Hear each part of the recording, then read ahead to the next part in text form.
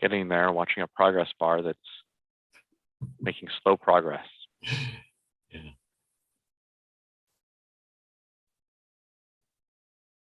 There we go, Chair. The live stream started. We may begin. All right. Good evening. Let's call to order the Redistricting Commission meeting of February 10th, 2022. Before we get started, I'd like to remind participants of some procedural items for this meeting. During the meeting, participants will remain muted when not speaking. If participants have a question or comment, please use the raise hand feature. Speakers will be called upon to speak one at a time. A random order voice vote will be administered by the city clerk for each vote. The Redistricting Commission meeting is being conducted utilizing teleconferencing and electronic means as allowed by Government Code Subdivision 54953E and Resolution 1089-21, most recently reaffirmed by the City Council on January 25th, 2022. Members of the public may provide audio public comment by connecting to the teleconference meeting online or by telephone. Use the raise hand feature to request to speak, *9 on a telephone. Teleconference meeting details are available on the Redistricting Commission agenda. Captions are available to viewers accessing this meeting via Zoom. Captions can be displayed or hidden using the live transcript button in Zoom. Comments on matters not on the agenda must be submitted prior to the time I call the item for public comment. Comments on agenda items must be submitted prior to the time I close the public hearing on the agenda item. Speakers are requested to keep their comments to no more than 3 minutes, and time limits will be strictly enforced. Guidelines are posted on the city's website and on the Redistricting Commission meeting agenda. City Clerk, may we please have the roll call? Chair Davis. Present. Vice Chair Brown. Present. Commissioner Agbayani. Present. Commissioner Brenchley. Present. Commissioner McNutt. Present. Commissioner Rubino. Present. Commissioner Salas. Present. Alternate Chang. Alternate Duncan. Present. Alternate Olafson. Present. And alternate Stanley Jones. We have 6 commissioners present and 2 alternates, with absences by alternate Chang and Stanley Jones. And so who is the, we're normally 7, right? So who's the voting alternate then? My apologies. Oh. Thursday night, apparently I have trouble counting past 6. We have 7 present, Okay. as well as 2 alternates. Excellent. Okay, so now it's time for public comment. This is for items not on the agenda. Members of the public will now have an opportunity to address the commission on topics not listed on tonight's agenda. This section is limited to 15 minutes and may be extended or continued after the general business section of the agenda. Individuals are limited to 1 appearance with a maximum of up to 3 minutes per speaker. A reminder to the public, please raise your digital hand or dial *9 on a telephone if you wish to address the commission. The city clerk will ask you to unmute your microphone when it is your turn to address the commission. City clerk, do we have any members of the public wishing to speak under public comment? No, Mr. Chair. Right, so. Okay, now we go into the consent calendar.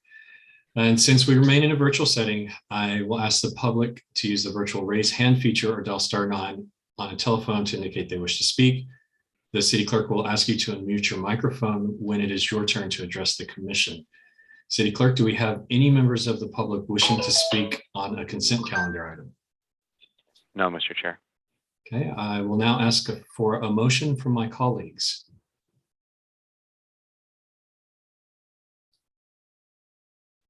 Okay, this is the consent calendar. So if we want to pass the consent calendar, we need a motion. I think Gail. I move to accept the consent calendar. Okay, Commissioner Brenchley. I second it. Any discussion? All right, City Clerk, would you please conduct a roll call vote? First up, Vice Chair Brown, how do you vote? Yes.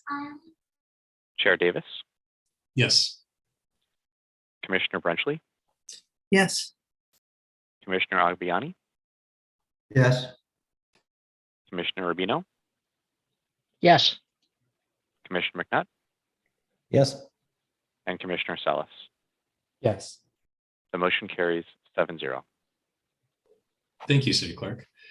Okay, and now to the general business item of the agenda, item 222-0049, public hearing pursuant to Elections Code Section 10010A2 to receive public comment regarding draft city council redistricting maps and proposed sequencing published on February 3rd, 2022, and recommendation of 3 to 5 map proposals and 1 preferred map proposal to the city council for final approval. Is there a staff report? Yes, Chair Davis, members of the commission, Jackie Guzman, Deputy City Manager, and David, if you can cue up the presentation. We have our demographic consultant, Shalise Tilton from NDC here, as well as our outreach consultant, David Early from Placeworks. They will also be presenting a portion of this presentation, but we'll get started. Next slide, please. So I'll just go over again the purpose of our redistricting process. The state law requires that Sunnyvale redraw its 6 council district boundaries using new 2020 census data, and this balances population counts within each district, and it requires a review of communities of interest through a public process with the goal of achieving fair representation. Next slide. So the City Council established a public process for redistricting last year, the beginning of last year, about a year ago. And at that time, Council decided to appoint a Redistricting Commission to hold hearings such as the one today to receive public input, accept, design, and review map proposals, and ultimately recommend 3 to 5 draft maps to the City Council. We're hoping that the Commission achieves that today. After the Commission forwards their recommendations to the City Council, the Council has 3 options. They can adopt one of the options presented to them by majority vote.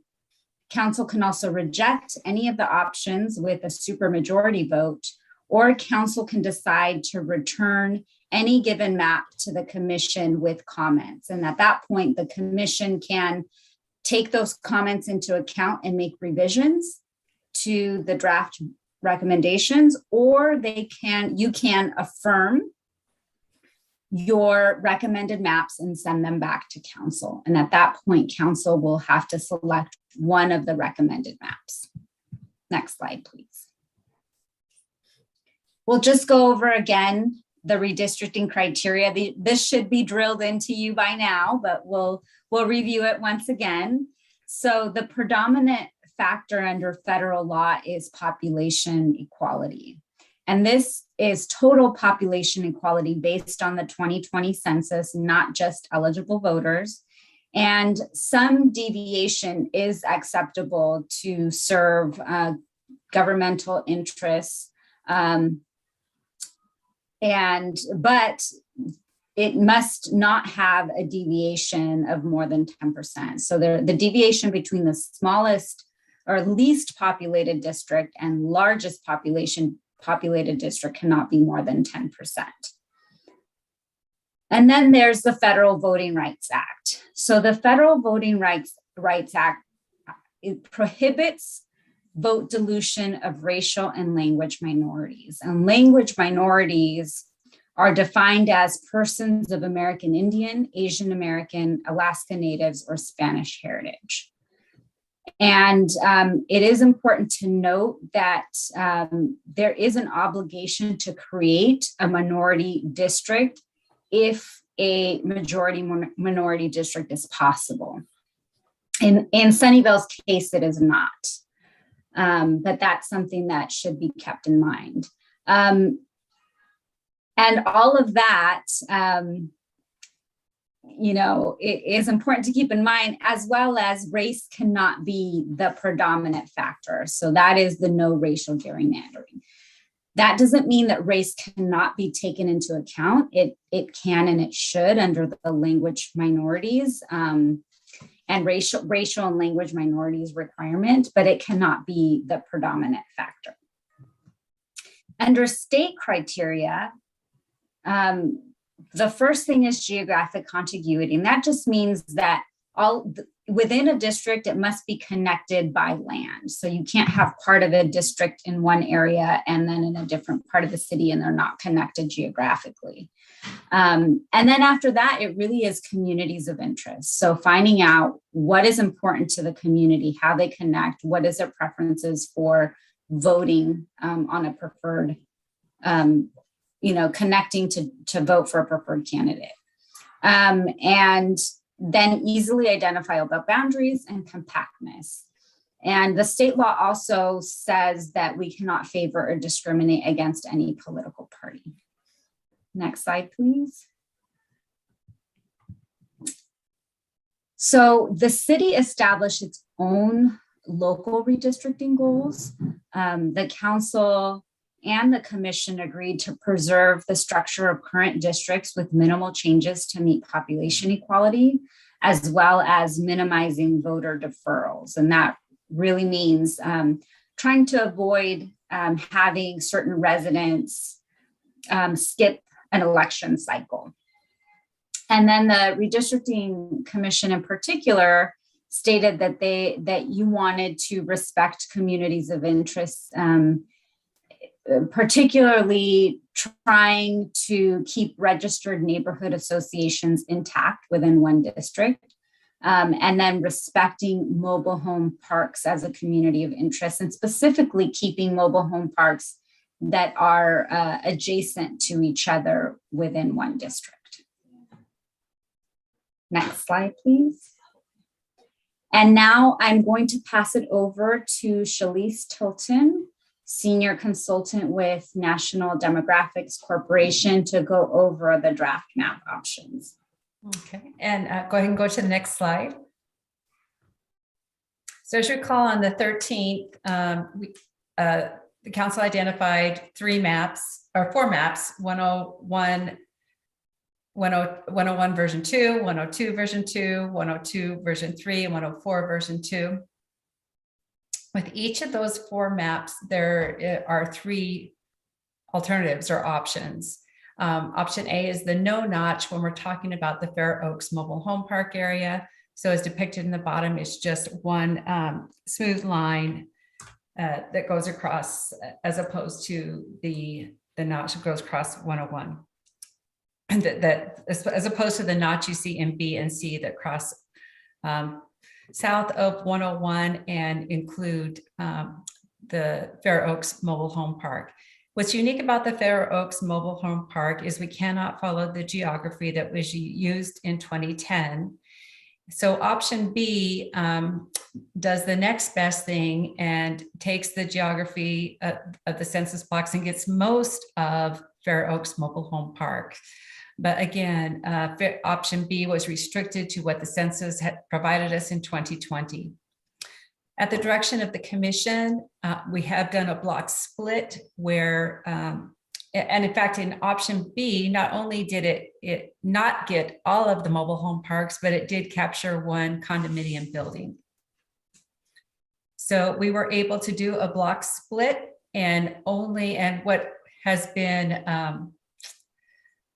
called the surgical notch in some of our discussions, that's option C, and that only includes the mobile home park homes. It doesn't include the condominiums, and it doesn't include any single family homes around it, and it does include all of the mobile home parks.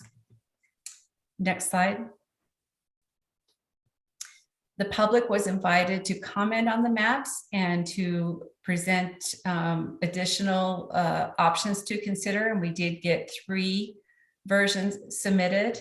So and they were all to map 102, and we'll be going through those. And with each of those maps that were submitted, we did apply the three options in similar fashions that we did to the focus map. So each of the maps presented have the three options: A, no notch; B, the notch that took put some of Fair Oaks Mobile Home Park into District 6, and then the option C, which has all of the mobile home parks. Next slide.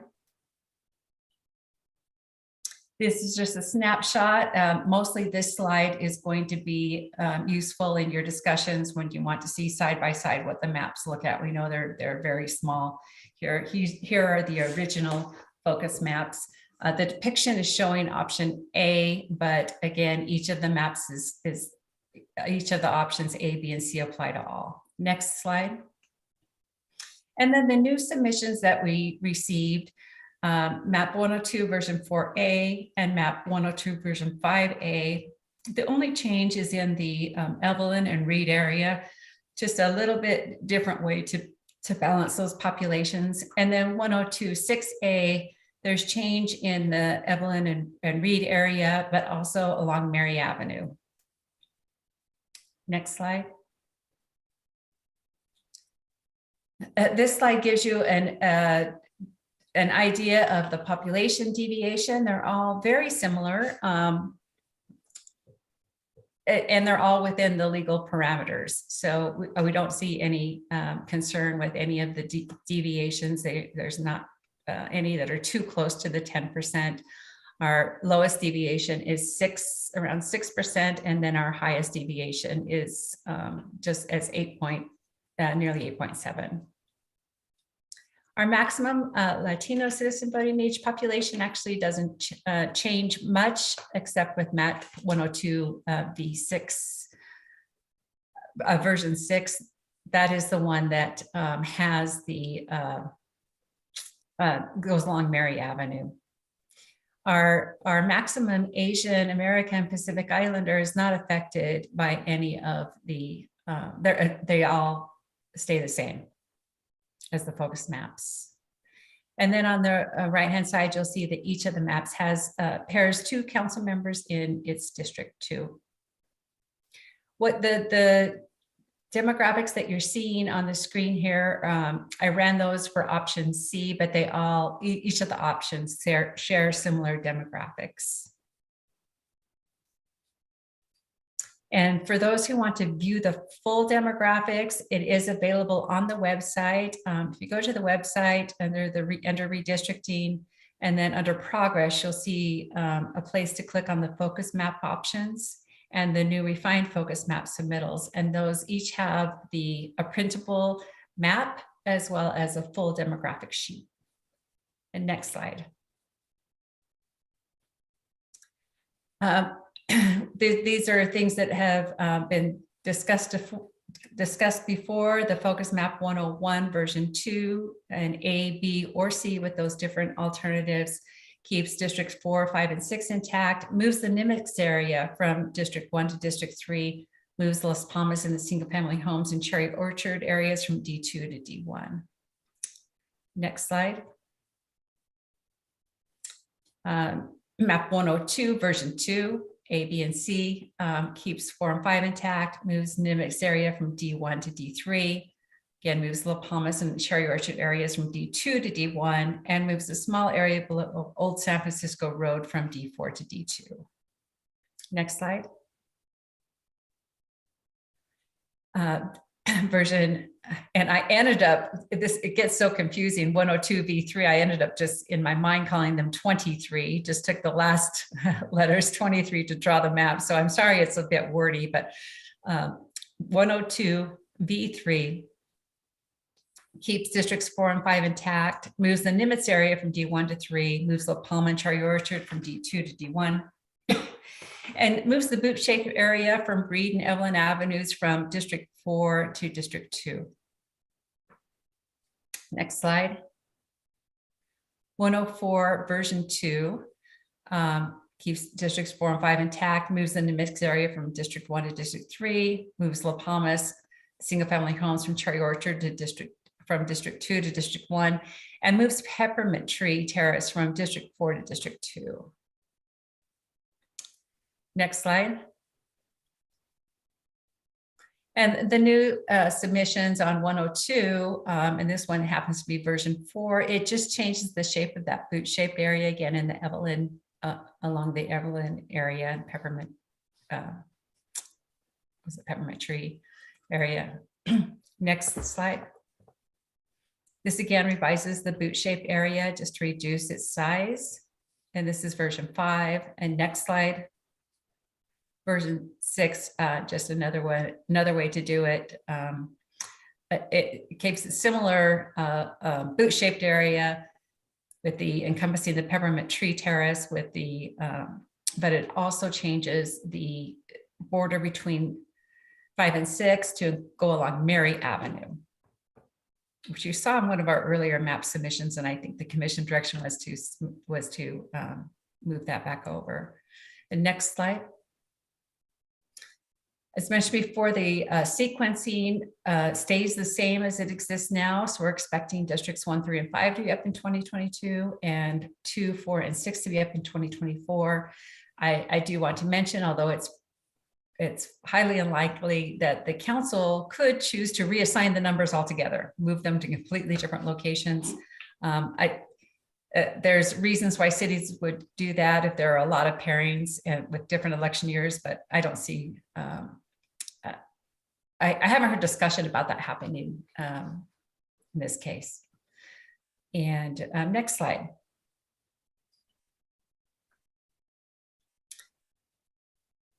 Again, Jackie, I think I already went over what our objective is for tonight. Making, of course, select the focus maps and one preferred for formal recommendation to the City Council. And again, if there's any desire for the commission to make reassignments to the district's assignments, then certainly that could be a recommendation as well. And next slide. Go ahead and turn it over now to David Early.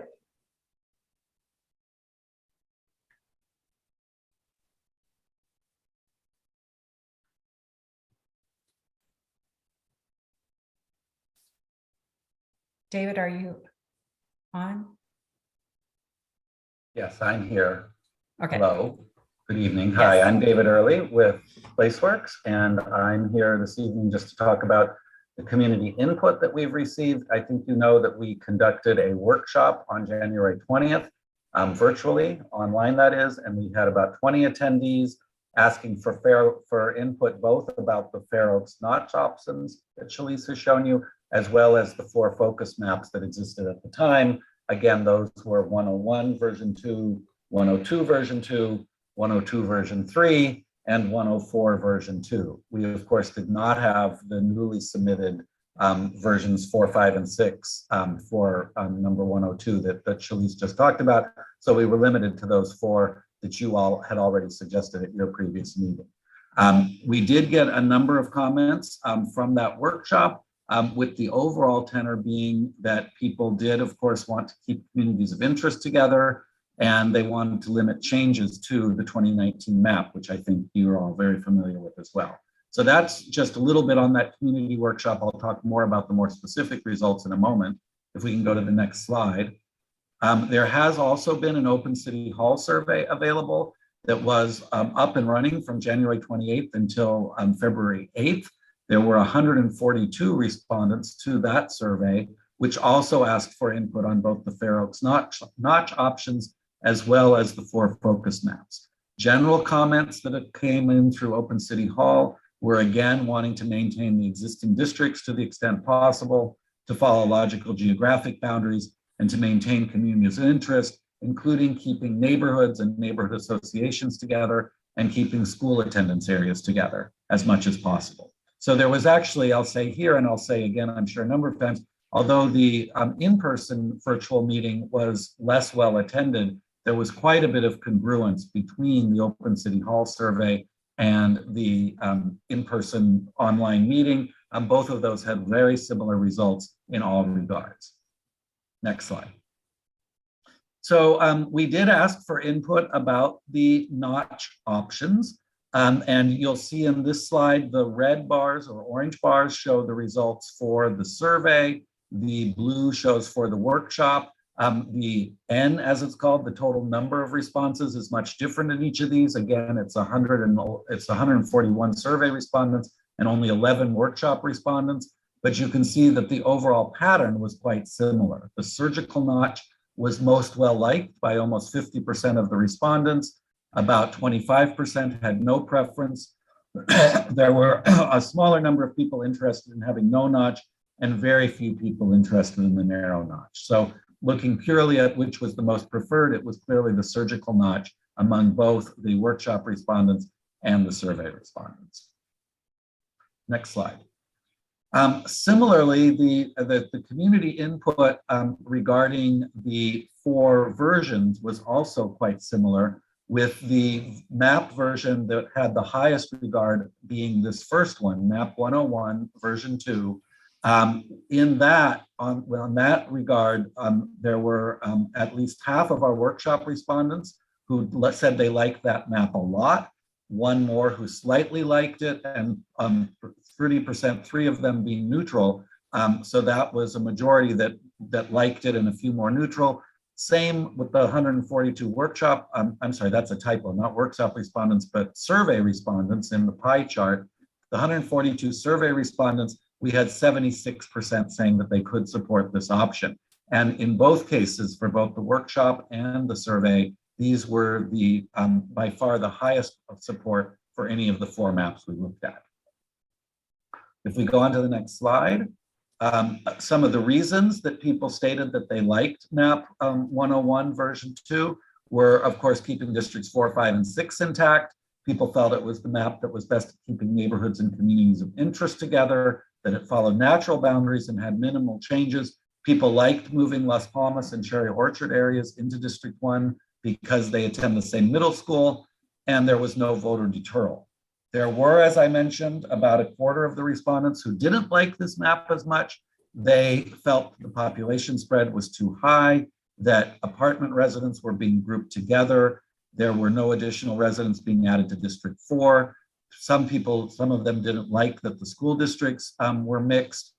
Some people actually disliked moving Las Palmas and Cherry Orchard into District 1. There was also concern about moving the Nimitz area from District 1 to District 3, and a concern about moving single family homes into District 2. So again, although this is a longer list on the slide than the reasons people liked, I want to state again that there were many fewer people who had these reasons to dislike than they were people who liked this particular map. Next slide. The support for map 104 version 2 was somewhat less, but still better than the other 2, than the version 102s. You can see here that there were at least 2 respondents who liked it a lot. Remember, there were 5 who liked map 101 a lot. There were 3 who slightly liked it. So again, we got about to 50% looking at folks who liked it. 2 who were neutral, 2 who slightly disliked it, and 1 who disliked it a lot. With the 142, again, this is a typo, 142 survey respondents, 55% said they could support it, down from 76% for map 101. If we can have the next slide, I'll show you some of the reasons people gave. Some of these reasons were quite similar. Liking this map because it maintained communities of interest, avoiding voter deferrals, following logical boundaries, getting districts 2 and 4 to be more population boundary balanced, moving Las Palmas into District 1, and keeping districts 5 and 6 mostly unchanged. Some of the folks who didn't like this map noted that it created oddly shaped boundaries for both districts 2 and 4. They disliked moving Las Palmas into District 4. They were concerned about moving the Nimitz area into District 3. And they felt that residents living along the El Camino Real would be unnecessarily split into 4 different districts. Next slide. Map number 102, version 2, did do a little better than version 104, but not as well as version 101. that at least in the survey responses. At the workshop, there was no one who liked it a lot, but we did get to 50% who liked it somewhat, although at that point we had only 9 people responding. We had 1 person who was neutral and 3 who disliked it. In the survey, 61% liked it. Again, to remind you, there were 76% who liked 101, and there were 55% who liked 104. So this one lands in the middle in terms of support, in terms of the open town hall results. Next slide. Some of the reasons given for liking it were keeping districts 4, 5, and 6 intact, a feeling that moving some of District 2 into District 4 would make sense, maintaining communities of interest, avoiding voter deferrals, following logical boundaries, maintaining existing neighborhoods, and people, again, supporting moving Las Palmas and Cherry Orchard into District 1. Some of the reasons that people disliked this were moving parts of District 2 into 4 that seemed unnecessary to move, a higher population deviation at 7.5%. There were folks who disliked moving Cherry Orchard into District 1, a feeling that this map had also had unnatural boundaries, as was stated also for some of the other maps, and a concern about moving the Nimitz area into District 3. And then finally, we have map 102, if we can have the next slide, sorry, next slide, map 102 version 3. This one had the least support of any of the maps. You can see that at our workshop, no one said that they liked it or slightly liked it. We had 1 person who was neutral and a total of 8 out of 9 responding who disliked it. And in the Open City Hall survey, out of 142 survey respondents, only 44% said they liked it, with 56%, more than half, saying they would not support it. Next slide. And some of the reasons here, I think probably you can figure them out without me telling you, but I'll go over them. People liked this one. And again, this was a smaller number who did like it, but the folks who liked it felt that it avoided voter deferrals. It was more population balanced. They liked, of course, keeping districts 4, 5, and 6 intact and keeping communities of interest together. They felt it had logical boundaries. This one did receive the support of the Sunnyvale Mobile Home Park Alliance, with support from many people for moving Las Palmas into District 1 and keeping District 3 almost entirely within the Cupertino Unified School District boundaries. The folks who disliked this map, who were again in the majority, they disliked the boot in District 4. They felt that the extension of District 2 was unnatural. They felt that it gives more weight to the Cherry Orchard area, which seemed unnecessary. Folks disliked moving Las Palmas into District 1, and they felt that the Nimitz area should stay in District 1. So again, these were the majority of the respondents who disliked this map, as opposed to the ones who liked it. Next slide. So overall, I think based on these results, you probably won't be surprised to see that the map 101 received the most support at our workshop with a much smaller sample. When asked which is your preferred map, a full 70% said that they liked map 101. No one liked map 102 version 2. There were and no one liked either of the 2 map 102s, and there was 1 person who liked map 104. In the survey, map 101 did get over 59%, almost 60% of the support, with some moderate support for map 102 version 2 and map 104, and much less support for map 102 version 3. So all of this is very consistent with the more specific results for each map that I showed you. And again, with map 101 being by far the one that most of the community liked in both the workshop and the survey respondents. Next slide. And I'm going to stop here. I believe, Jackie, I can go over these next steps, but I believe we agreed that this slide would be for you to go through and talk about next steps. And I, of course, am available to answer any questions, as I'm sure Shalice is as well. Thank you, David. Okay, so next steps. Today, we are here in the Redistricting Commission and hoping that the commission makes a final map recommendation. This is our 5th hearing. After this, we had planned to do an online open town hall survey. I am rethinking that a bit because it might be redundant, but we can talk about that later. We are planning to do 7 in-person pop-up events. So PlaceWorks has identified different sites that we'll go over in the next slide. Those will start this weekend and go until February 20th. And we will be engaging residents on their preferred map based on the recommendations made by the commission today. And then we will take that information to the city council along with your recommended maps and preferred map, and we'll be presenting the recommended maps at our 6th hearing on February 22nd at 6 p.m. If they do not make a decision, then we will have to come back to the commission, and we do have that optional hearing on March 15th. Then our goal really is to have a final map to the registrar of voters on March 31st. Next slide, please. So about our pop-up events, there is going to be a library book sale event at the Sunnyvale Public Library on Saturday, February 12th. And Placeworks will have a booth there displaying the different map options. We'll also be at Las Palmas Park that same Saturday. On Tuesday, we'll be at CVS at Shops at Homestead. On Thursday at the Sunnyvale Community Center. On Friday, February 18th in the downtown area. And the following day on Saturday, February 19th at the Sunnyvale Farmers Market. And lastly, on Sunday, February 20th, they will be at Mi Ranchito Produce in North Sunnyvale. Next slide.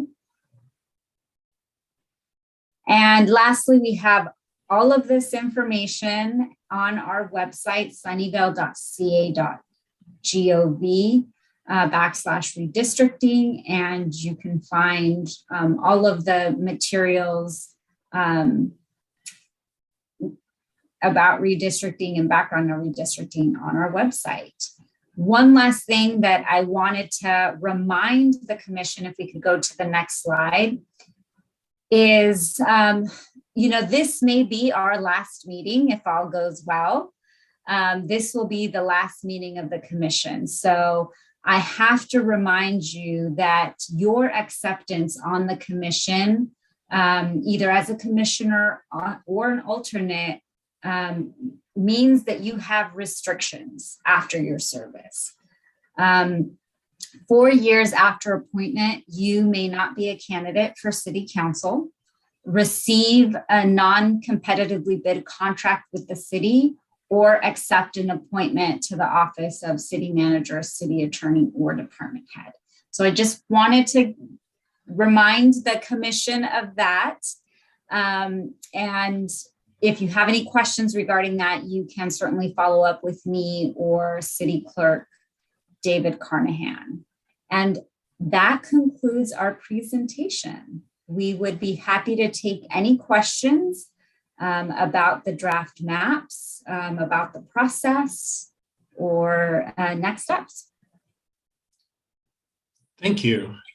So since we remain in a virtual setting, I ask commissioners to use the virtual raise hand button to indicate they wish to speak, which obviously some people remembered that. Commissioner McNutt. Thank you, Chair. If I think it was Ms. Tilton, could you clarify what that pairing thing was D22, what that actually means? I'm not quite sure what that means. Certainly. So we have Councilmember Cisneros and Councilmember Larson, who would both be in District 2. They're up at different election cycles. Cisneros is up in 2024 and Larson up in 2022. Are they in the same, the old two, or what are the new twos? How's that work? Sorry. They're currently in District 2 and in the new District 2 as well, but Councilmember Larson's actually going to be termed out. So it's not really a conflict.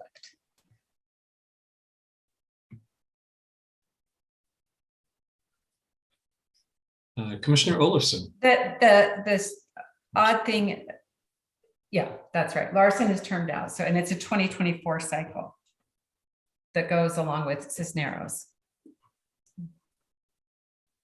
Okay. A while back, I raised some concerns and I sent an email to Ms. Guzman asking if we do a surgical cut for the Fair Oaks Notch, would that incur Sunnyvale an ongoing additional cost for every election? Because I recall we switched from odd years to even years to match up with general elections and to avoid a substantial cost, additional cost to Sunnyvale. So if we're now going to be cutting up to our liking the way the registrar of voters counts, are they going to be charging us extra money? And the answer is no. So we did have a conversation with the registrar of voters to ensure both that the surgical notch would be technically feasible, as well as understand if there are any cost implications to the change. They are preparing to make the changes that they need to make to convert all of the maps during redistricting. So they're doing that for all communities anyway. And as long as we are not breaking up precincts, then we don't have any additional costs. And the surgical notch, thankfully, does not break up any of the registrar of voters precincts. So we are actually in good shape. They did confirm with me that there would not be any additional costs. Thank you. I appreciate the feedback.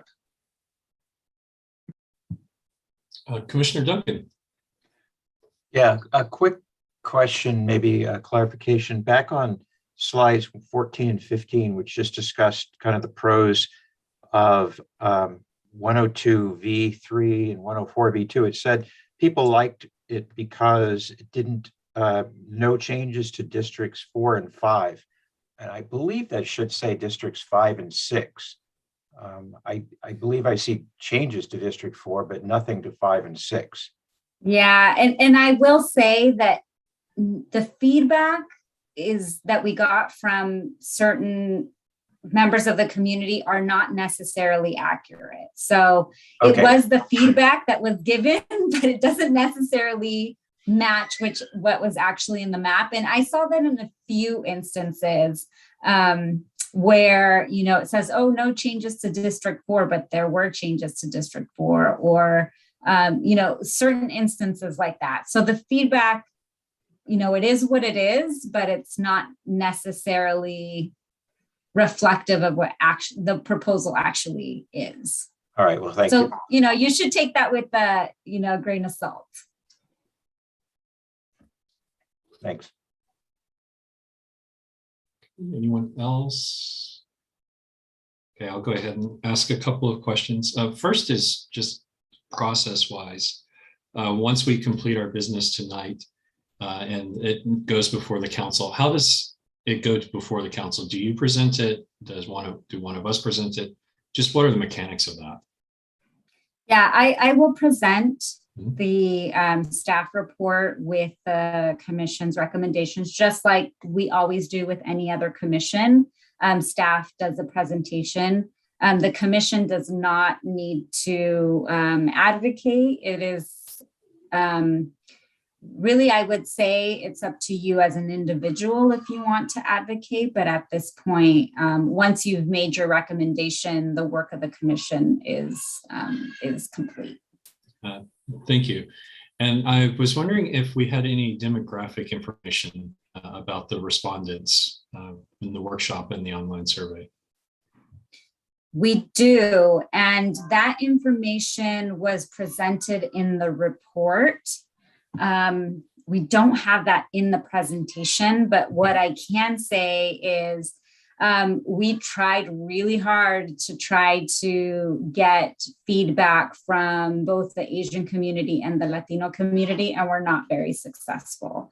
So I think that the respondents from the survey was about 16% Asian, and the Latino population was closer to like 10%, I want to say. So, you know, it is a good point. It wasn't necessarily reflective of the ethnic diversity. There was also, from what I recall, a disproportionate amount of homeowners that responded to the survey. What I don't have information on is which districts the respondents came from. And that's really, I will take the blame for that. It was my initial understanding that that could be captured by open town hall, because they collect zip codes when people take the survey, but it wasn't, I didn't understand that they wouldn't be able to do it by district, because there's an option for people to put in their address. So I should have added a question to ask people district they're in, and I did not. So unfortunately, we don't have that data. But if you do want a detailed account of the demographic data that we collected, it is in the report that was attached. Thank you. I knew it was there. I just mostly wanted it referenced in the meeting, so anyone watching would know to go look there. I don't have any further questions. I'll give my fellow commissioners one last chance and then open it up for public comment.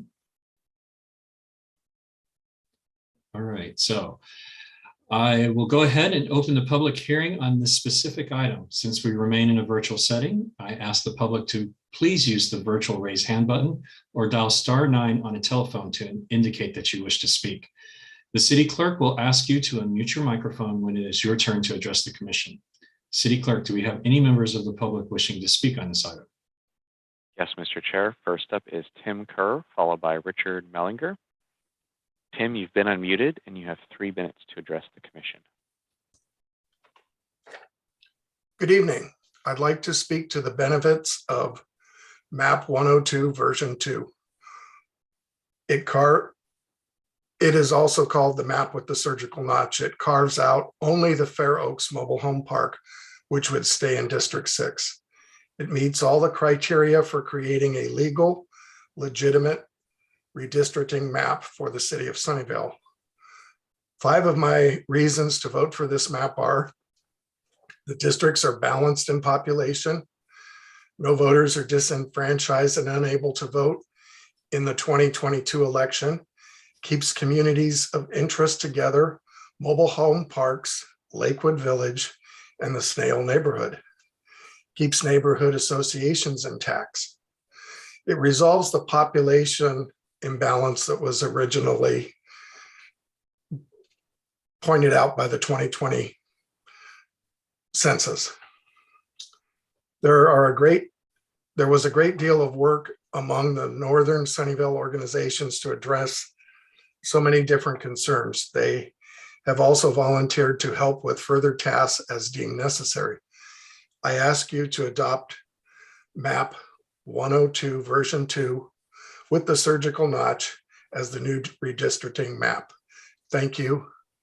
I defer the remainder of my time. Next up is Richard Mellinger, followed by Carleen. Richard, you've been unmuted and you have 3 minutes to address the commission. Good evening, Chair Davis and honorable commissioners. My name is Richard Mellinger. I am the author of map 104V2, and I would like to advocate for that map this evening. I'll begin by stating the obvious here, which is that these maps are all very similar. Based on the guidelines to avoid voter deferral and to remain close to the original districts, you're inherently going to get something that looks like all of these maps. That said, I believe there are some key advantages to map 104V2 that are worth calling out. So first of all, like all of the maps, it keeps communities of interest together. It avoids voter deferral. But specifically what this map has is it has the second tightest population balance of all the maps. The only map that has a tighter population balance is, I believe, map 102V3 with the boot cut from D2 into D4. Now, I am going to say that that boot cut is, in my mind, I think it's a bridge too far. I think it creates too complex a set of boundaries for District 2 and District 4 with the puzzle piece configuration where D4 comes up and over the little boot. Other versions of map 102 avoids part of this problem, but I believe they all make the boundaries between D2 and D4 too complicated. And part of that is because they draw the Cherry Orchard Apartments, which is the little sort of nub south of El Camino, north of Matilda. Unlike map 104 and 101, it draws those apartments into D1. Now, in my opinion, those apartments are better kept with District 2, and that they are actually better connected to the downtown area than to Las Palmas Park. So the map that mine is closest to is 101. We're identical except for the issue of Peppermint Tree Terrace. I believe it's Peppermint Tree. I want to explain why I take Peppermint Tree out of D4 and put it into D2. And that is for population balance. By doing that, I am able to get the population balance down to 6.26%, which is, I believe, a full percentage point or so better than map 101. So strongly urge you to do map 104, urge you to do the surgical cut notch. Do not do the census boundary notch, and do keep the Fair Oaks Mobile Home Park in District 6 where it belongs. But strongly urge you to do map 104 with the surgical cut. Failing that, I would say map 101. Thank you very much for your time. Thank you for your hard work, and I yield back. Next up is Carleen, followed by Steve Skandalis. Carleen, you've been unmuted and you have 3 minutes to address the commission. Hi, my name's Carleen Nakagawa, and thank you very much for all the hard work this commission has put into these maps. I know it's been just a lot of work, but my concern is about District 1. District 1 was not affected by the 2020 census data and doesn't need to be changed for Sunnyvale districts to be in compliance. The only two districts that were out of compliance were District 2 and District 3. There's at least one map that does not affect District 4, 5, or 6, but there's no maps that don't affect District 1. And if District 1 is changed to benefit other districts, District 1 should benefit from the changes as well. And because all of these maps affect District 1, there needs to be some explanation of how District 1 will benefit from this change. Since up to 5 maps were allowed for the public to vote on, for fairness and completeness, there should be one map that does not affect District 1. And I would ask that you would please redo the survey and include a map which has minimal changes and does not affect District 1. Thank you for your time. I yield the rest of my time. Next up is Steve Skandalis. Steve, you've been unmuted and you have 3 minutes to address the commission. Thank you. Sunnyvale voters need fair district maps for 10 years, free of manipulation and gerrymandering for the benefit of some districts over others. It's regrettable that broader map options were excluded from a top 5 for community outreach at this point in time. Disappointing that maps with a minimum of changes and recognized as top significant maps February 13th and 14th have been excluded from the public engagement survey. Narrowing up to 5 maps was targeted, but only D3 centric maps were offered. Alternative and viable maps, which enjoyed council and public support, were excluded from the survey. Consideration of maps with minimal changes has tremendous benefit for Sunnyvale and our neighborhoods relative to the 2019 maps defined by a very wide and extensive community engagement process. A minimum of changes would guarantee the least effects on our existing districts. Sunnyvale has not yet had a chance to go through a complete cycle of council districting with existing maps. Among the community map submissions presented February 13th is a minimal change map, which meets all requirements by exchanging areas only between two districts, District 2 and 3, required to balance the populations for the new census, keeping all 4 of the other districts intact. A minimal change map would also result in more natural boundaries for District 2 and better respects the natural divisions of El Camino Real and Sunnyvale Saratoga Road. This map can support any of the notch options. All maps surveyed are D3 centric. No other map frameworks were offered. All surveyed maps proposed to move Nimitz neighborhood from D1 to D3. Keeping the Nimitz neighborhood in D1 as in 2019 will maintain earlier recognition and respect for the geographic continuity of the neighborhoods, community of interest, and easily identifiable boundaries of the Nimitz neighborhood shares with our neighbors west of Sunnyvale Saratoga Road. For example, the decades of ongoing traffic and safety issues on Hollenbeck Avenue from Fremont to Homestead are indivisible from the Nimitz neighborhood.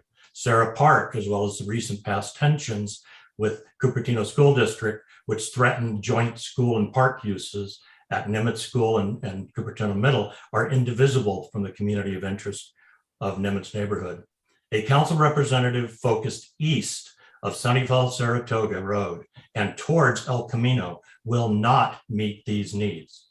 A dedicated and undiluted city council representative for all of District 1, west and southwest of Sunnyvale Saratoga Road is required.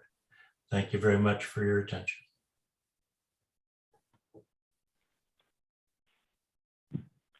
Mr. Chair, that was the final public speaker on this agenda item.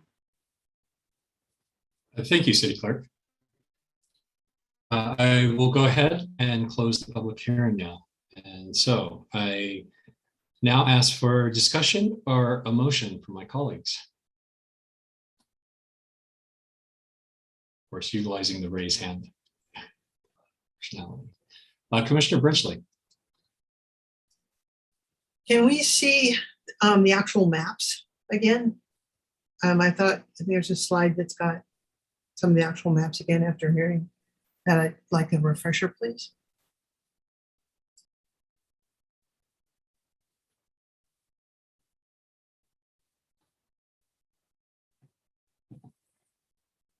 So we have some maps starting on slide 9.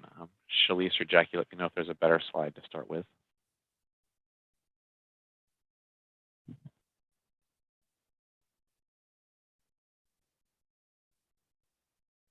That works, or I can bring up the interactive review map.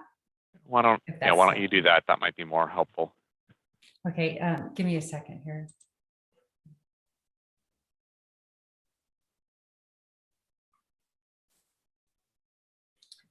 Okay, let me share my screen.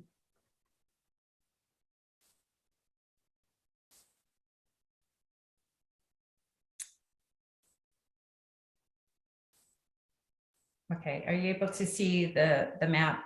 Does this work?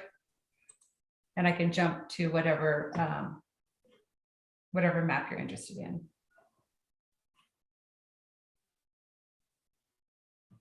Does that work? That works. So actually I did actually like the one side by side, because after hearing the hearing from the public, I wanted to see some of the ones side by side so I could compare their comments more easily rather than jumping from this. Okay.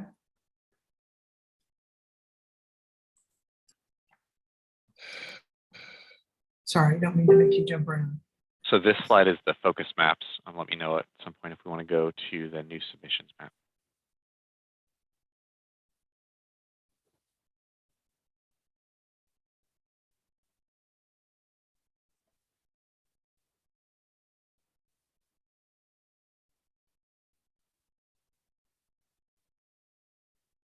I've got it. If anyone else would like to stay here, wave your hand or something, but yeah, I'd like to see the new focus maps. Thank you.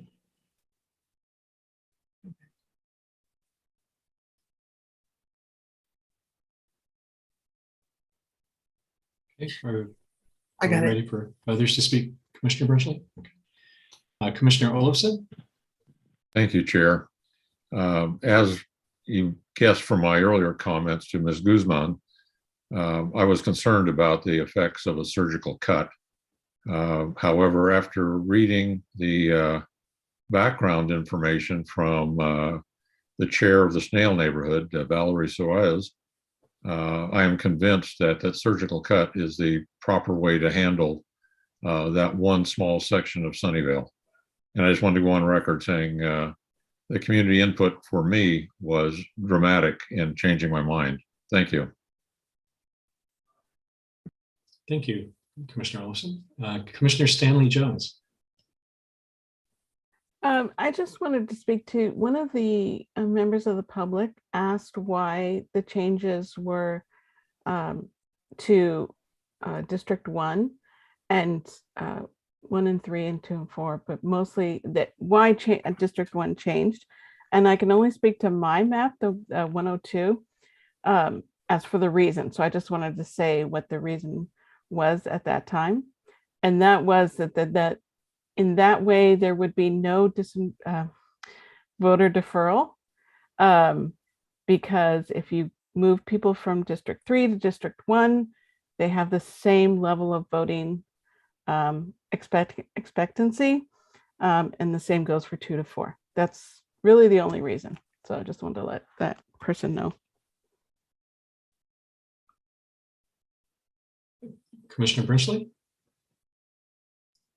Speaking about the surgical cut version, which I'm fond of because it was my idea. And since I'm the District 5 person, I said, okay, we've been saying, looking at the maps and stuff. And I said, why don't I actually go look? Why don't I actually go take a look and see what it looks like?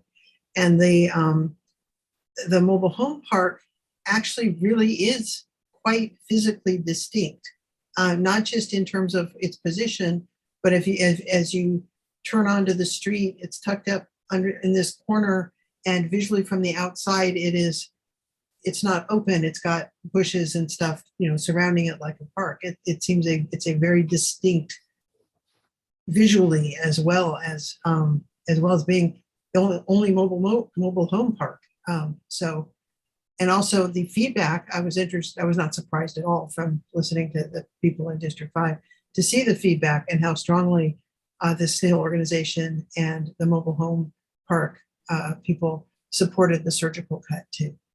So thank you. Commissioner Duncan. Thank you, Chair. Just to echo the previous comments, I also drove around the Notch area, and the Fair Oaks Mobile Home Park is geographically very separate, distinct from the surrounding area.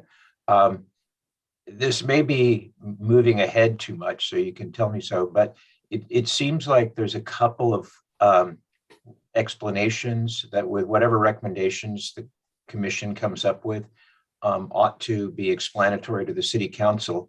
One of them, why all of the focus group maps have changes on the Hollenbeck, Sunnyvale, Saratoga Road boundaries. I mean, we discussed that in the prior meeting, and in our voting, we basically voted that was the preferred option. Secondly, I think council might be inquiring as to why we did not recommend the minimal change map. And I think if we go again back to our prior meeting, it had quite a few hundred, maybe even 1,000 voter deferrals on the minimum change map. So just thinking about information after tonight that should possibly supplement the report to the council. Thank you. I don't see any hands, so I'll make a few comments. If we could bring up the minimal change map, and while you're doing that, I'll speak about the surgical notch. I agree with everyone who's spoken before. I'm very thankful for the letters that came in, the comments that come on to it, and I want to really commend staff and consultants for doing all of the work to make this possible with the surgical notch. I think we can fully comply with the law and keep communities of interest together with the surgical notch. And so I'm not quite ready to make a motion myself. I prefer someone else to do it, actually, since I'm chair. But I will not support any map that does not include the surgical notch. Now, let's just address, we got some letters. We also had some very passionate comments from people who regularly make comments at city events. If you could move your mouse to the area around El Camino, just to the west of there, right to the left of Brawley, the blue area in District 2 that you have there. Now to the right a little bit, the area that moved from District 2 to District 3. So that entire area, the voters would be deferred. That is a densely populated part of the city. We're talking about apartment complexes with hundreds and even thousands of residents. And we received very clear instruction from the city council, and we affirmed it in our own proceedings that voter deferrals were to be avoided. We have lots of options that avoid that. Now, I'll also point out that District 1 has yet to have an election. They do not have a current city council member. I find it difficult to imagine that there is some cohesive electoral community that's been developed when there has been no election there. Next, District 3 already contains more than half of the population of the Nimitz Elementary attendance zone. That southern half, if you go right there, that is primarily multifamily housing. And you know what? Every person who lives in an apartment or a condominium counts the same as someone who lives in a single family home. The fact that they happen to live a little bit closer to each other does not mean they're less important or that their votes count less. The idea that we are somehow discriminating against the Nimitz area, I find that offensive. The area was split before to balance populations in the previous maps, and moving it into District 3 is a correction. This is the only way to do it without doing voter deferrals as well. All right, I'll close that round of comments, and Commissioner McNutt.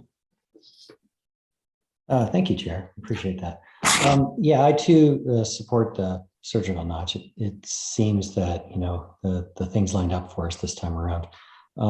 And I do agree, pretty much aligned with all the comments about this or that combinations. We're pretty close. If anything, they're all pretty too close. One thing I would do is support a motion to say that when we do present a report to the City Council, we also list for this map the actual deferral count. Now, it could be voters, but population. Basically, population deferred is probably the easiest number to report. And hopefully all those numbers are going to be zero. However, I do want to point out that the surgical notch is a little different than the current configuration. So there will be a few people that are moving from 6 to 5. I believe that's the way it is. Mm-hmm. Is that okay? That's the question. So we're going to have a small number there if we go with the surgical, which is fine. I just figured that we ought to report that. The goal wasn't zero, it was minimal, of course, and this might be the way that we do this. So depending upon the conversation, I can put that forward, but that would be something that I would be looking for. Thank you. Let me just clarify one thing. So with the surgical notch, you have folks that were in District 6 that got to vote in the last round that will now get to vote again in District 5. So it's not a deferral, it's actually a group of people that will be accelerated. So they will get to vote in 2 consecutive election cycles. I'm sorry, I have that backwards. So I suppose we could report acceleration. But we can report on that. Yeah, but the one I was really concerned about, and if that's the case, then I feel even better about this, Chair, and thank you. Thank you very much. Commissioner Brenchley. 2 things. One is a quick comment on what we just saw. If something moves from District 1 to District 3 or vice versa, it's not going to affect their voting because only the even numbers have voted. The odd numbers have not. So they're not going to miss out on voting. Okay, it's just the group, but that's just, we can argue about that in a minute. What I really want to talk to, I would like to actually make a motion that we accept the surgical notch in our final map because of it makes sense, the overwhelming support. And as was just pointed out, no one is their votes are not being deferred, they're being accelerated. So I would like to make that motion. I'm making that motion. Thank you. Do we have a second? Okay. I believe Commissioner Rubino got her hand up first, her physical hand. So, okay. The floor is yours, Commissioner Brenchley, to comment on your motion, if you so choose. Oh, you're muted. Well, I think we've already heard most of the comments. Like I said, the the snail community is overwhelmingly in favor of it. The mobile home park is overwhelmingly in favor of it. It's okay with the Census Bureau. Because of the size of the change, it's a very minimal amount of manual counting that would need to be done, should any manual counting need to be done. I think it will be in the best interests of the people, of all of the people who are in the current notch and in the proposed other version of the notch. I think that the surgical version will be in the best interest of them from what I've seen from the polling results and from speaking with members of District 5. Thank you. Anyone else care to speak? Commissioner Brenchley, I'd like to offer a friendly amendment that not only do we come out in favor of the surgical notch on all of our maps, but that this is duly noted and that we make sure this is duly noted in the staff report. It's just made abundantly clear that we support the surgical notch and the reasons why. I agree with adding that to the amendment. However, I would note that I believe that the result of this meeting is to decide maps to give. That's true. We should actually call it out. But it will then be just that the surgical version will be on the maps that we pass on. Yeah. So they won't have a choice. But we should also explain it in case they're saying, why are you doing this? So we can explain it. So that's a good amendment. Thank you. Thank you. Any further discussion? Okay, City Clerk, could we have a roll call? Oh, Gail, Commissioner Rubino. Sorry, I'm not fast enough with that other hand. I just want to say that all mobile home parks have walls around them. So they're like a gated community. So it's not just Fair Oaks Mobile Home Park that has the gated. It's also Mary Manor. It's also El Dorado, every single one of them. So that's one of the weird things about mobile home parks. So the fact that the surgical notch is only including that gated community, if you will, is fine. I have no problem with that. Thanks. Okay, I see no further comments. So City Clerk, could we please have a roll call vote? And then just really quick for the record, Commissioner Rubino, could you just unmute for a moment and verbally confirm your second? Thank you. Oh, second. Thank you. Thank you. For the roll call vote, first up, Commissioner McNutt, how do you vote? Approve. Commissioner Agbiani, Approve. Commissioner Salas, Yes. Commissioner Brenchley, Yes. Vice Chair Brown, Yes. Chair Davis, Yes. and Commissioner Rubino. Yes. The motion carries 7-0.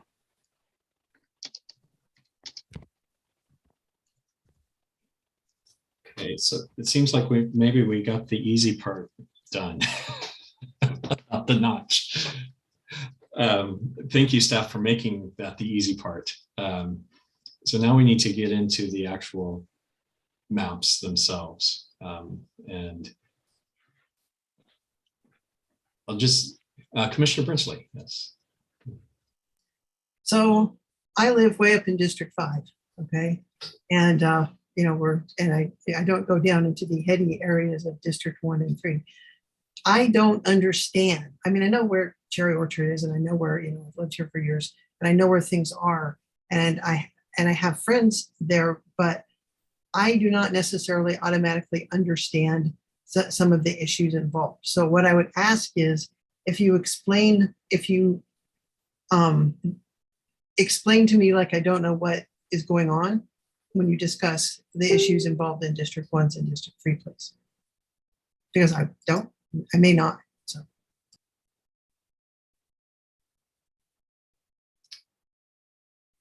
Anyone who, beside myself, who lives in District 1 or District 3 want to take that on?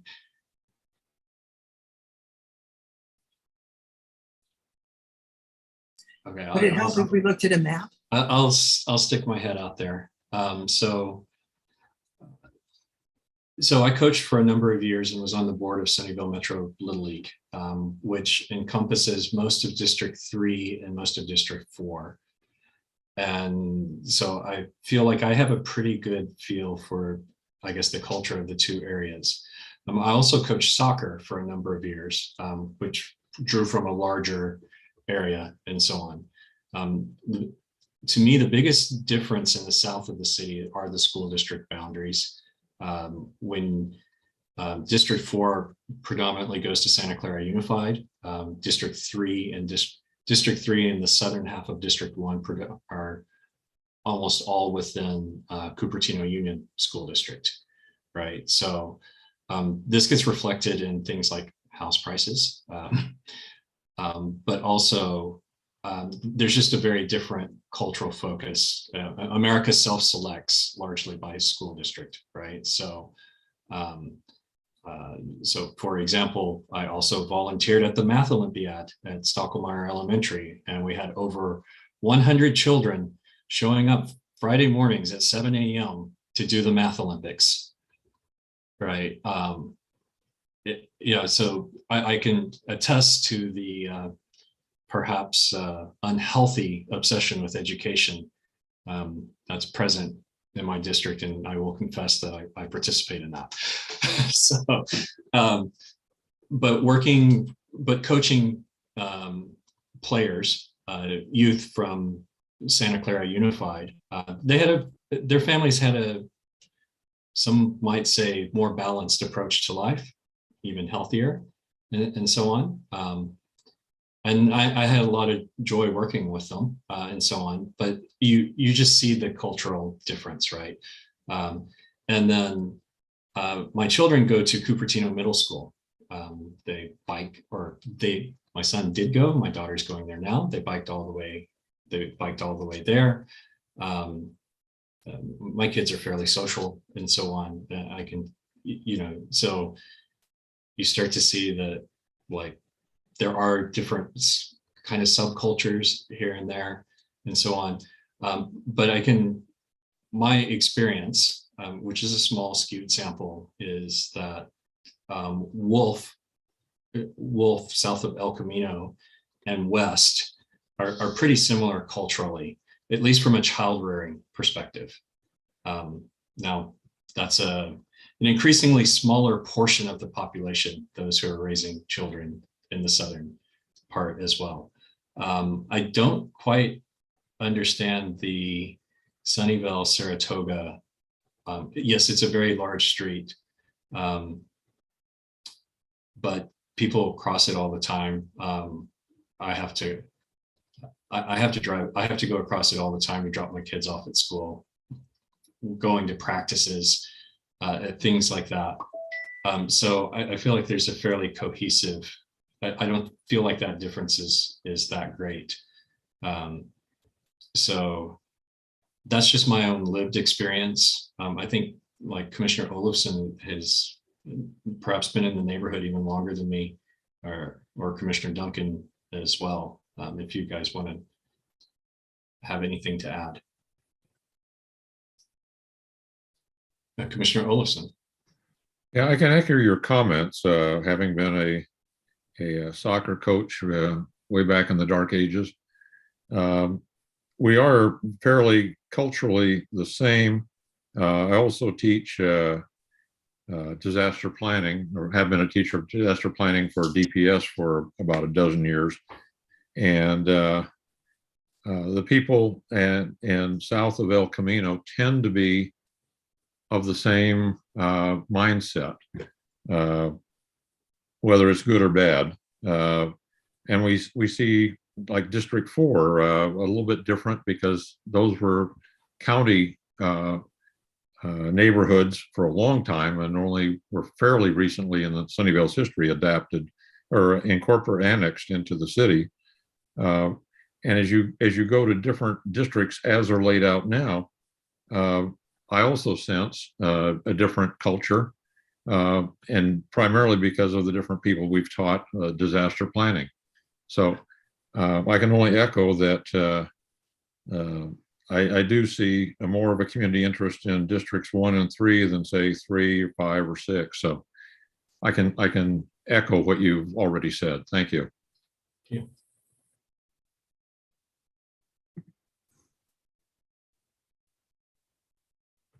I hope that's been helpful, Commissioner Brenchley. So, I know District 5, I guess I've been up there for soccer practice and so on, and it does feel different, but there's still things I make sure to go up there to get that I can't get in my part of town. So, okay, are we ready to start talking about individual maps?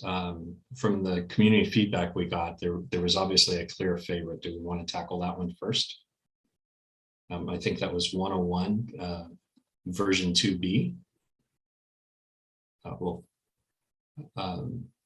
I think it would be helpful if perhaps if we shared the screen with that map on the screen.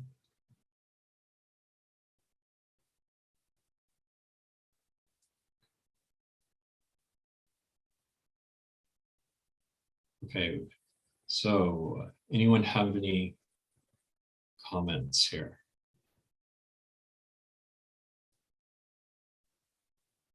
Were you raising your hand, Commissioner Brenchley?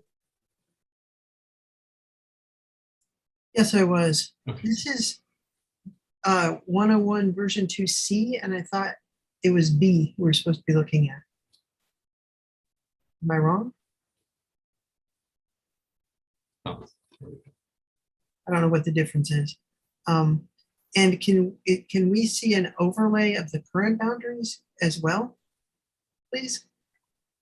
Yeah, I just want to point out that version 3, or sorry, the version 2, but C, it represents the surgical notch. So you should actually be looking at C, since you've already voted on making C the default notch option. Oh, thank you. Well, oh, yeah, we can see the difference.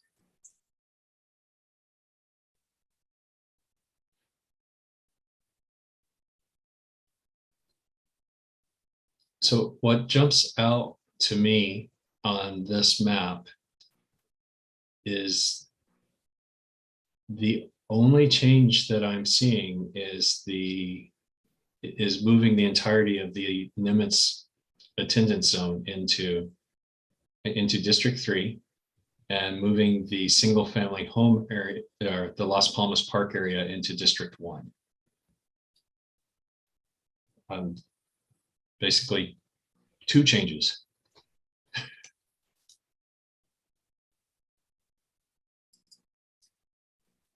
Commissioner Brenchley. My understanding is that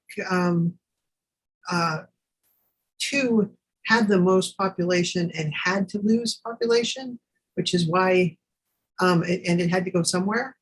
Yes. And that I believe 1 was the one, I'm sure about 2. I'm not sure about which was the, that 1 was the one that had the least amount. But that's my memory, which is why I'm not sure why, anyway, I'm getting confused. Oh, which is why 2 is bigger. Mhm. Or not 2 is bigger, that 1 has part of 2, has a lot more of 2, and that 2 is smaller. As to why those choices were made,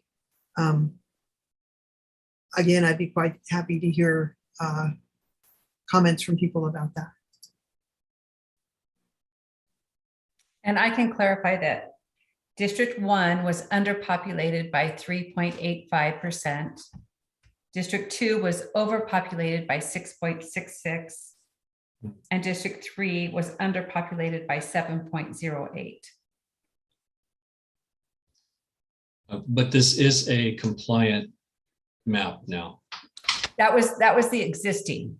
Okay, That was the yes. existing. So that's where we started from. I'm sorry, I thought that's what the Okay, clarification.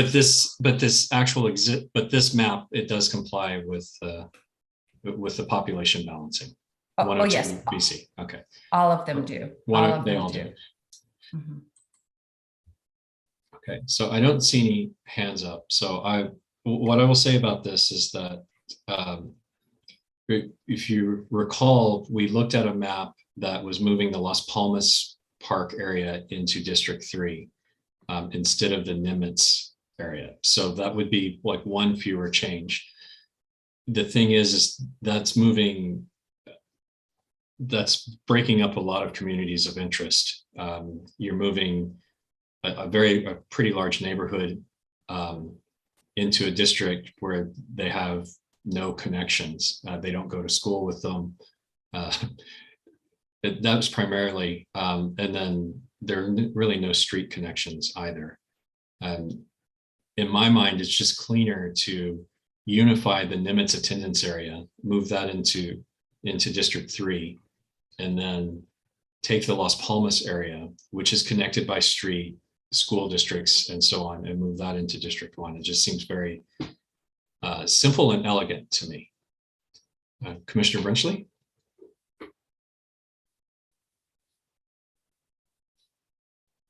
Never mind, you just answered my question.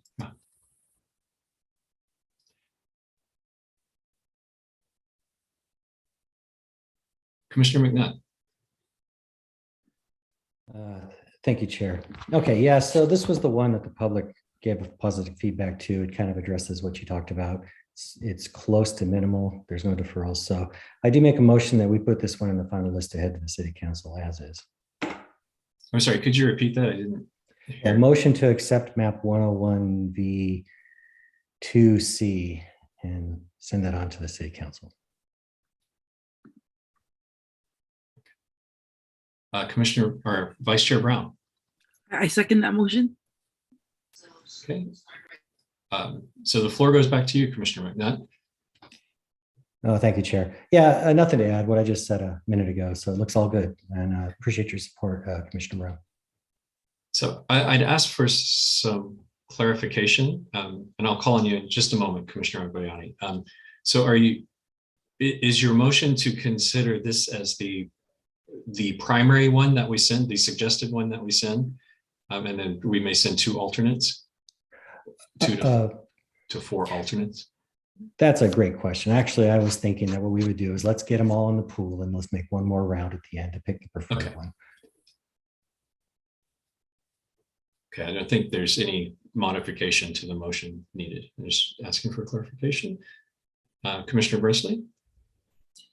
So my understanding is that, and I think I'm just restating what Commissioner McNutt says, but I wanted to be sure. We only have very few maps and we're only supposed to send 1 to 3, I believe, or anyway.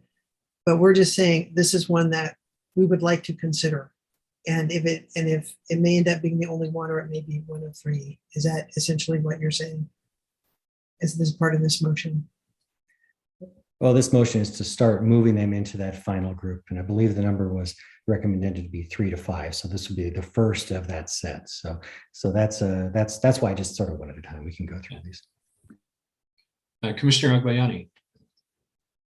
Yes, I was kind of hoping to look at each one first before we decide, like, this will be the first one, and then the other 2 or 3 will be like the alternate ones. That's all. Okay. Before we make a motion to say, hey, let's look at this one, but let's take a real quick look at the other ones real quick, because it's almost. Well, you have the floor right now, so you can ask to have them come forward and you can ask questions. Yes, it was like, it's not like you can lay all four on top of each other, but it'd be nice to see each one, you know, like for like a minute or two, or like a minute before we decide, that's all. Just to see how clean the lines are, but they're all within the numbers acceptable, that are acceptable. Oh, that's all.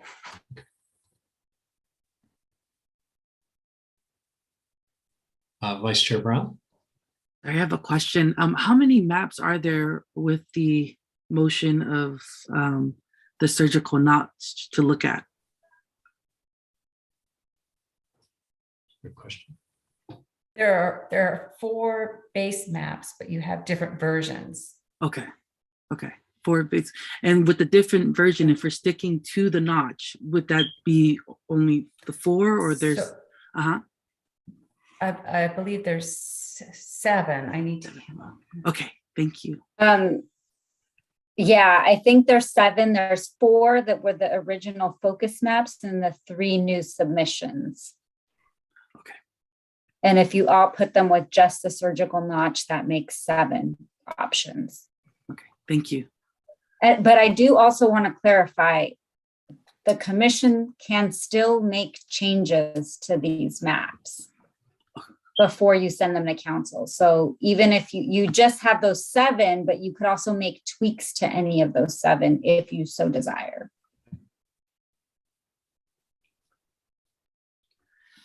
So was that just a point of order on this? So we're talking friendly amendments here, comments, feedbacks. Give me some direction on this thing, Chair.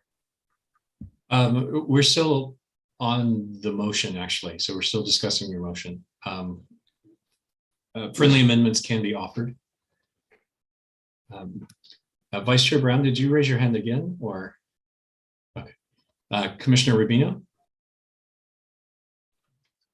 Yeah, I think it's too, I know this is kind of contrarian, but I think it's a little too early to say that we should put 101C in the mix. We have 6 other maps, and one of the things that we need to go over is the submissions from the public, I guess, of new maps, which is those 3 maps, I think it is. So, and we haven't talked about those. The other thing that's quite interesting, and David, correct me if I'm wrong, I do not believe that 101 was the most popular map coming from us the last time we voted, which I find kind of interesting, that the public voted for one that we did not, that was not our most popular. So you'll have to David, am give I me a correct on moment. that? I remember that. I think it was because it was 101 V1. Remember, they did all the amendments to V2. Yeah. And that's what the public reviewed. That's what the public feedback came from. Commissioner McNutt? Well, I'm not following what you said. Could you say that again, please? Oh, I'm sorry, Commissioner. Yeah. So when we got the first round of maps that we reviewed, 101 version 1, V1, was in there. Remember, it didn't have the little shark fin, it had the apartment complex. Remember that? That was the difference. And we all, yeah, there it is right there. You can see the differences between those two. And that was like, that's no good, because it also had deferrals and it's a pretty good sized community. So what had happened is we gave instruction, and the city went back and amended it according to recommendations to kind of move the blue notch over to the shark thing. And that's the one that went out to the community, and why that's the one, that they had a lot of feedback. I think the reason I actually just kind of put this one out there and say, go for it, is this one had pretty strong response from the community. It feels like it should be one of the finalists, but we still have, if you do it that way, we sort of have, without making any changes, we still have, 2, 3, or 4 more slots for the remaining 6 maps. And so I didn't feel that it was necessary to kind of go back through that as well. I wanted to get that one out of the way and get it out there, and then come back and discuss the nuance of the other ones. It didn't not anything more than that. Thank you. Commissioner Breslin? I want to make a friendly amendment that that the motion be that, since we've looked at this map, and since we in general agree that it is a map that we might approve of eventually, that we put it in the pile of things that we have looked at that we think may make it to the finalist list. And as we go through with the rest of them, we can have the pile for the ones we're going to consider at the end after we looked at them all to vote for our 1 to 6 or however many. And then we'll have the pile of these we do not think would be good choices. And I think that if we do that and just go through and consider them individually and then say, okay, we like this, we'll put it in this pile. This one has some issues that we don't think can be resolved, and we'll put it in this pile. That will be my friendly amendment. That that we're voting on this to put it in pile 1. Okay, at that point, I wouldn't consider it an amendment. I'd withdraw and say that we go ahead and do like we did last time around, is we eliminate the ones that are obvious and see what's left, which is fine by me. It just felt that this one was the one with the huge community support. So get it out there and then fill up the rest of this last. But I'll go either way on that. So I won't accept that amendment. But if anybody has another comment, I can go ahead and withdraw the motion. Yeah, Commissioner, I'd ask you to go ahead and withdraw it for now, and I believe you can reintroduce it. So my apologies, I need to interject with a Brown Act parliamentary rule for you that you're unable to withdraw your motion once it's on the floor and it's under consideration. So right. You could have used general consent, except that we're virtual, so we'll need another motion to withdraw that from consideration. I see. And does he have to give it, or can someone else? And anyone could make that motion. Okay. Well, Commissioner McNutt, you got your hand up first. So. Oh, sorry, didn't mean to. You didn't take it down. Commissioner Brenchley? I just went out of my head. I am making the motion that, or the addendum or the whatever that needs to be made to withdraw it for consideration. Okay. Do we have a second? I'll go ahead and second that. Okay. Okay. So, City Clerk, could we have a roll call vote? See any hands up? First up, Chair Davis. How do you vote? Yes. Commissioner McNutt. Yeah, sure. Commissioner Agbayani. Yes. Commissioner Salas. Yes. Commissioner Rubino. Am I voting to withdraw the amendment? I mean, the motion? Correct. Voting to take the motion off the floor from consideration. I agree. Thank you. Yes. Commissioner Brenchley. No. Vice Chair Brown. Abstain. Okay, so the motion carries 5-1-1 with Commissioner Brenchley voting no and Vice Chair Brown abstaining. So you have no motion on the table. No motion on the table. Effective that motion. Cleared the table. So let's try this. If we could just have the colors for all the maps under consideration that include the surgical notch. So I think it's all the version Cs. And I have that on my, well, also with the current boundaries, that helps as well.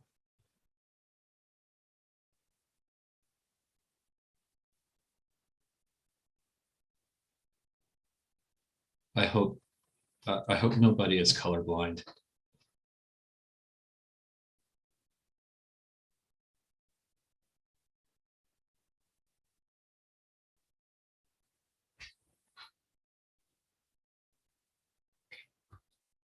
So I asked for this because I think it makes it pretty clear where the differences are.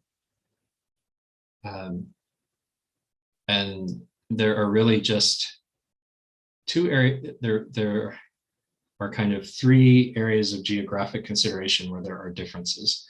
There's nothing in District 5 or 6 that's different between any of these maps. Where the difference is the cherry orchard. And if you're not placing that in your head, that's where the Whole Foods is. And then I'll call it the boundary between 2 and 4.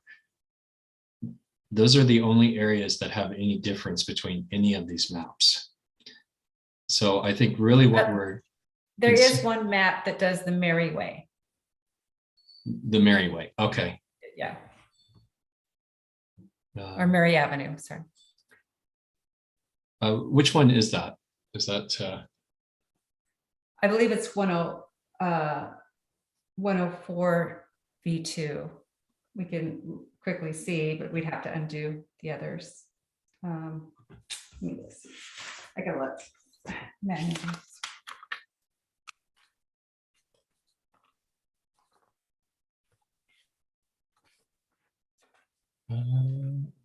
Yes, it's 102 V6. Sorry, 102 V6. Does Mary Avenue. Okay.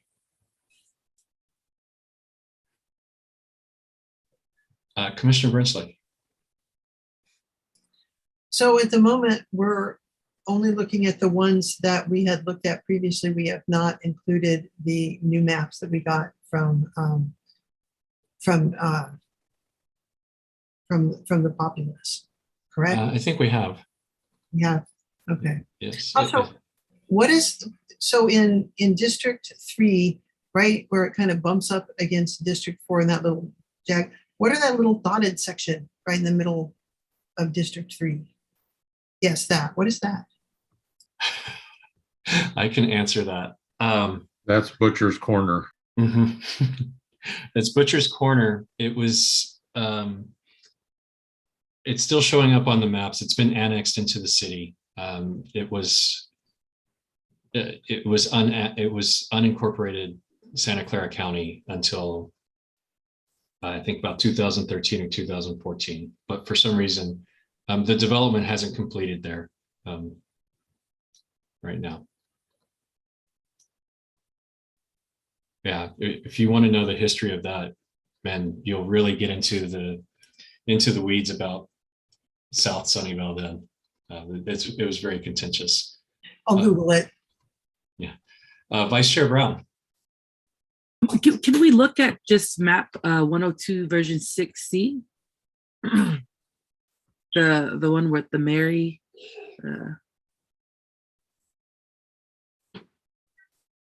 Thank you, Shalice.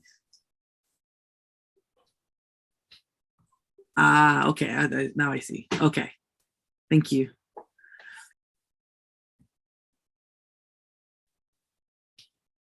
Okay, so I would suggest that we talk about Cherry Orchard, especially since Mr. Mellinger specifically called it out or asserted that it's more naturally a part of District 2 and tied to downtown. I don't live there. I can't really comment as to that. It makes sense to me logically. I do know that it is kind of isolated from its neighbors. It's really one apartment complex and a commercial development that is widely used. But I'd love to hear from somebody who has, I guess, a closer experience of the area.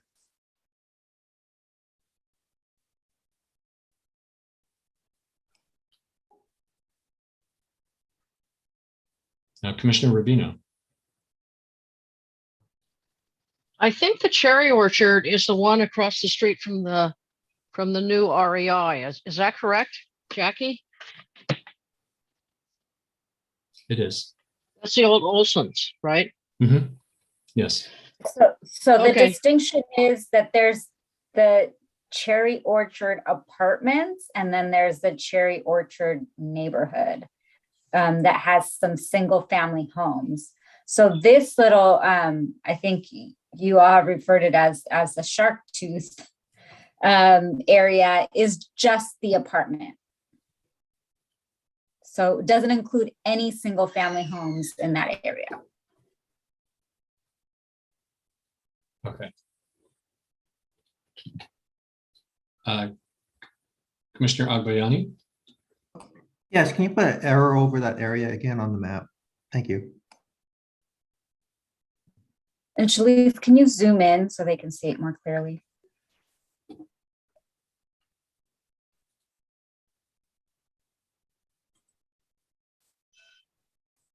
Okay.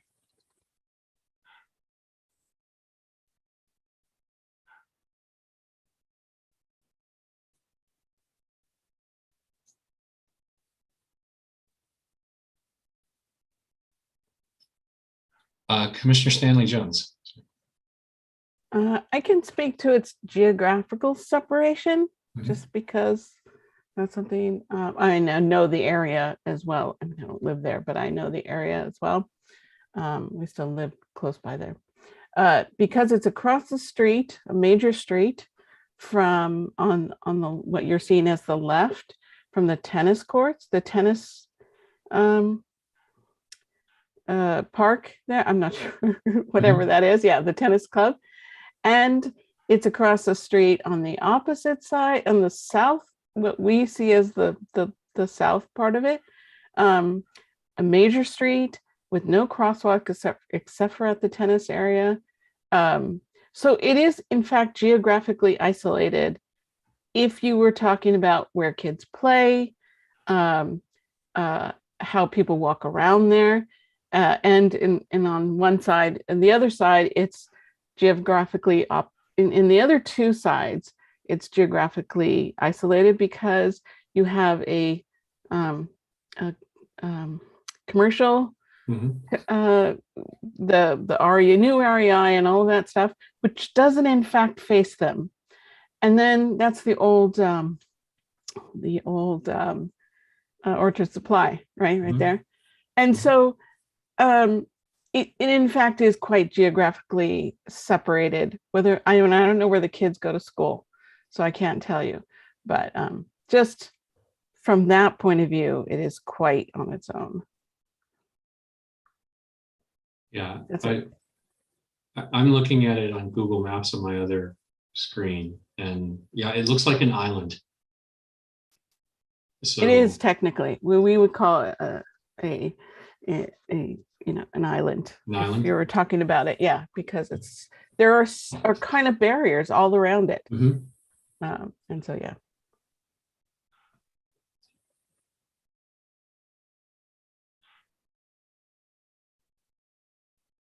So looking at it too, we're talking about two apartment complexes. There's the Cherry Orchard apartment homes, and then also the Villa Cerise. I believe that's in there as well.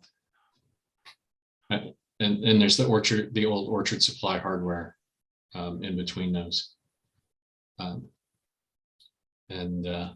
they're very contained from each other.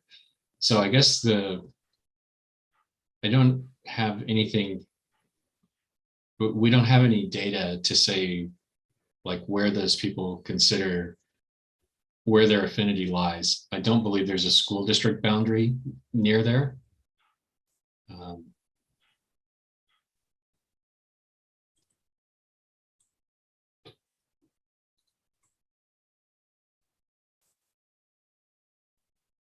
No, there isn't. So, all right.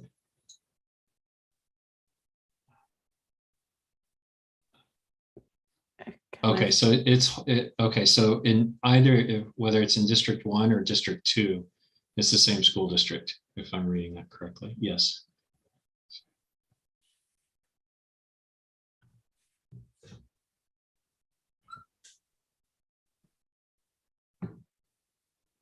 It's okay.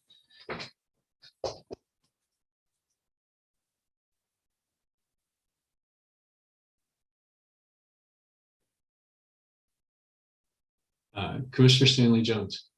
So are you saying I don't see the school district? Oh, there you are. That's the dashed line that we're looking at. The school district, the elementary school district. Yeah. So in fact, they go to school with the people across 101 and of course people a little bit further, but also not, excuse me, not 101, El Camino. So these kids that are in Cherry Orchard in that section go to school across El Camino. Is that what you're thinking? Oh, you're right. They do seem to, yes. Unless there's an elementary school, if that's an elementary school boundary, unless there's one right there, I don't know, because I don't know that area.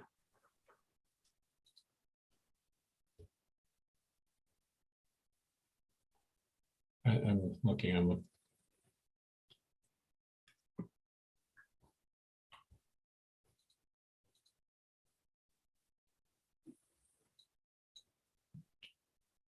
Yeah, I can't really.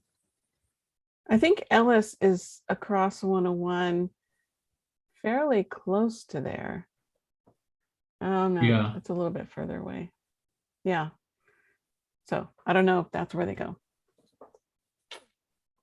Anyway, that's my 2 cents. Commissioner Rubino. Okay, there is an elementary school. I don't know the name of it, and it's if you're on Old San Francisco, it's 1 block closer to 101, and I don't know the name of the school. But do those kids go there, or do they go to that, or do they go to Cumberland?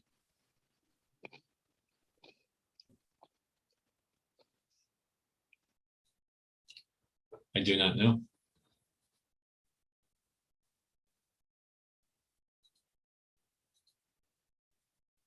Yeah, it's Ellis, I think. Yeah, I don't think it's Cumberland because we used to live over there. My kids went to Cumberland and they're on the other side of the district line. Yeah, that's So why I Cumberland, think yeah. Cherry Orchard wanted to be in District 2, because I have a feeling they'll go to Ellis Elementary School. But I'm not positive. Jackie, do you know?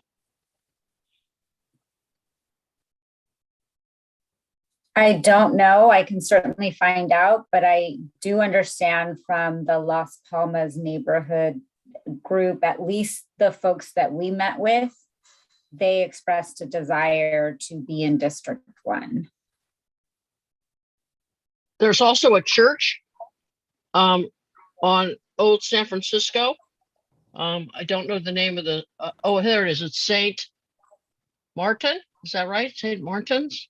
So there's another school there, part of St. Martin's Church.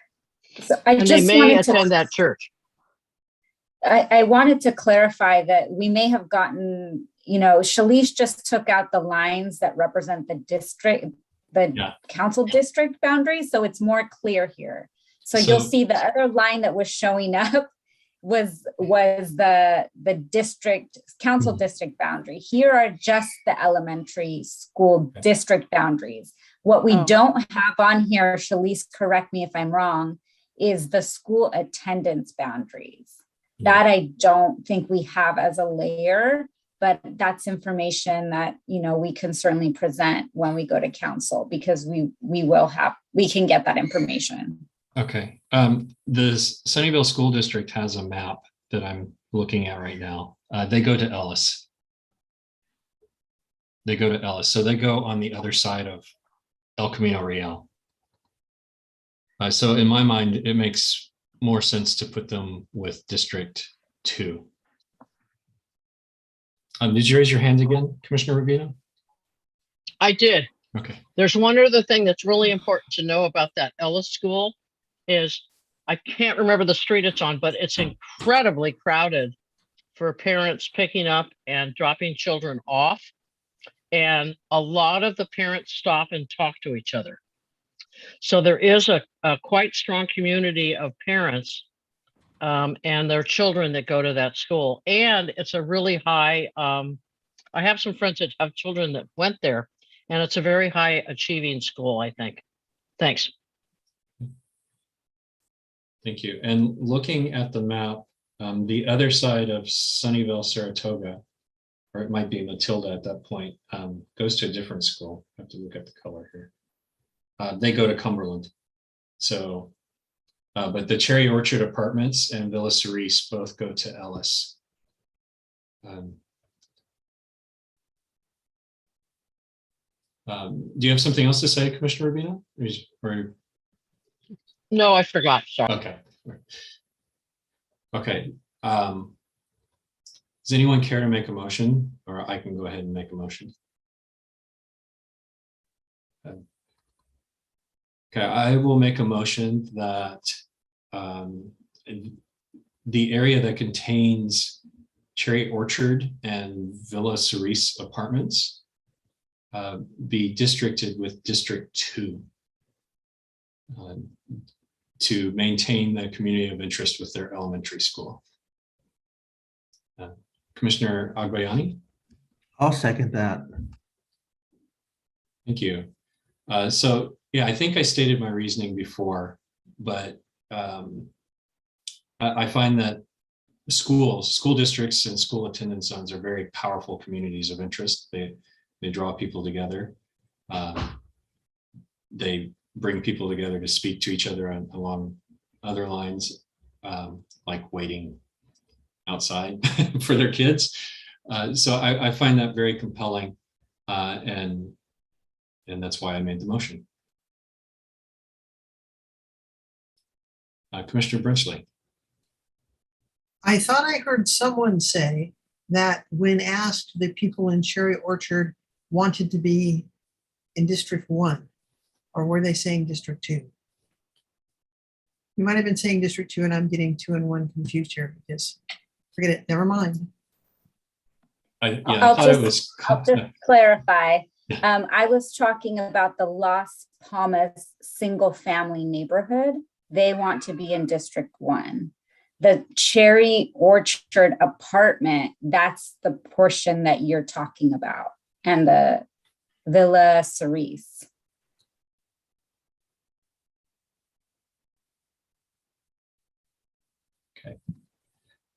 Okay, I see no hands up for further comments. So City Clerk, could we please have a roll call? Oh, Commissioner McNutt.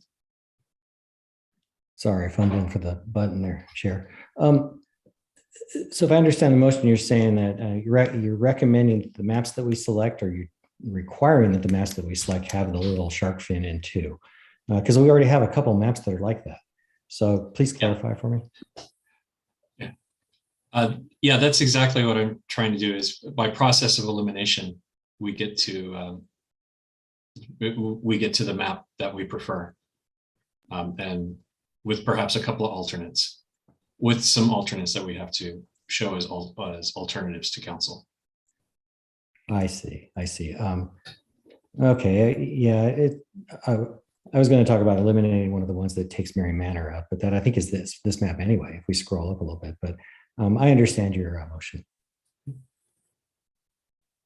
Okay, City Clerk, could we have a roll call vote, please? First up, Commissioner Rubino, how do you vote? Could you clarify the motion, please? Yes, my understanding of the motion is looking at this area near Cherry Orchard. It's to take that area and include it in D3, and somewhat similar to the last motion that passed. Really, this is a motion to say, let's move forward the maps that are drawn this way. Is that correct, Chair? Yes. So sort of instead of a process of elimination of saying these different maps, you're looking at characteristics of maps and saying, okay, we want to look at ones, limit down to ones that have this characteristic and then this characteristic to help eliminate, narrow down. Did I hear D2 or D3? So you want that area in D2? D2. My apologies, District 2. Okay, so my understanding is that we're eliminating this map, number 102 V6, because of that little Cherry Orchard apartments. Is that correct? I think that would be an implication of this motion if it passes, yes. Okay, so I'm going to vote yes. Thank you very much. Because I really think personally that those Cherry Orchard folks that go to Ellis, they should be kept separate, because the little kids, the parents get very attached to their kids, and the kids get very attached to the other kids, and it creates a real strong community. And I know you parents know all that. Thanks. Next up, Vice Chair Brown, how do you vote? Yes. Commissioner Agbayani? Yes. Commissioner Brenchley? Yes. Chair Davis? Yes. Commissioner Salas, Yes. and Commissioner McNutt. Abstain. The motion carries 6-0-1 with Commissioner McNutt abstaining. Okay, so I think the next area in question then is really the boundary between District 2 and District 4. That's where we see big differences. Or actually, let's talk about, I think 106C is, was it 106C?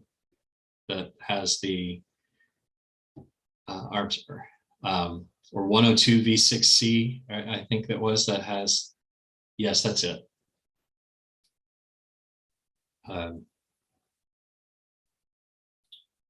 Maybe we can dispose of the this difference in inclusion based on zoning. A question I have is, does this change make any population difference?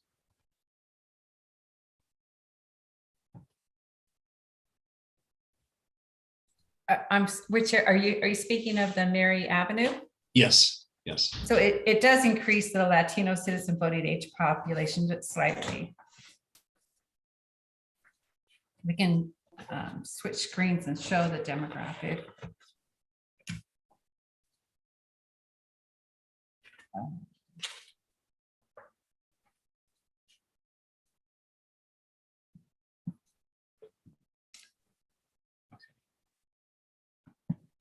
So it increases Latinos in District 5 or 6? In District 5, so it switches the high to be in District 5 at 21%. So it's not enough to make a majority. And what is it without that?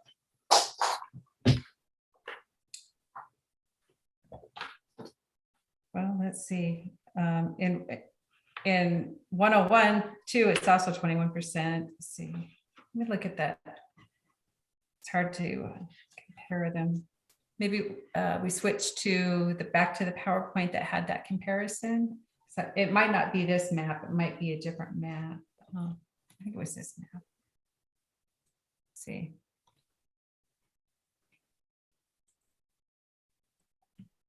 Let's give Ms. Tilton a moment, and then I'll call on you, Commissioner Bridgley. Okay, sorry, I've got too much stuff on too many screens here. Are you seeing the PowerPoint? Yes. Okay. I think it's the next slide. Was it this one? Showed, yeah. Oh, so it's just like, they're both 21%. They're just a few, this is the difference. It's just 20.94% versus 21.10%. Yeah, if you want to see this data, David, it's on slide 25. It's a hidden slide currently. Yeah, I don't think they have them all compared though, side by side, right? They don't. So it's just, it's slight, it's what is that? Someone who's better at math than me, but less than 20% or 0.2 percentage difference. It's not even a full percentage difference. Okay. Does that make sense?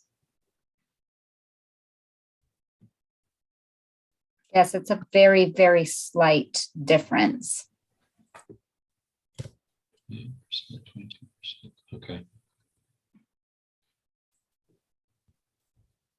Commissioner Bridgley. One thing I'm actually interested in, even though I realize they don't have the sharp tooth, is the maps that show parts of District 2 moving into District 4.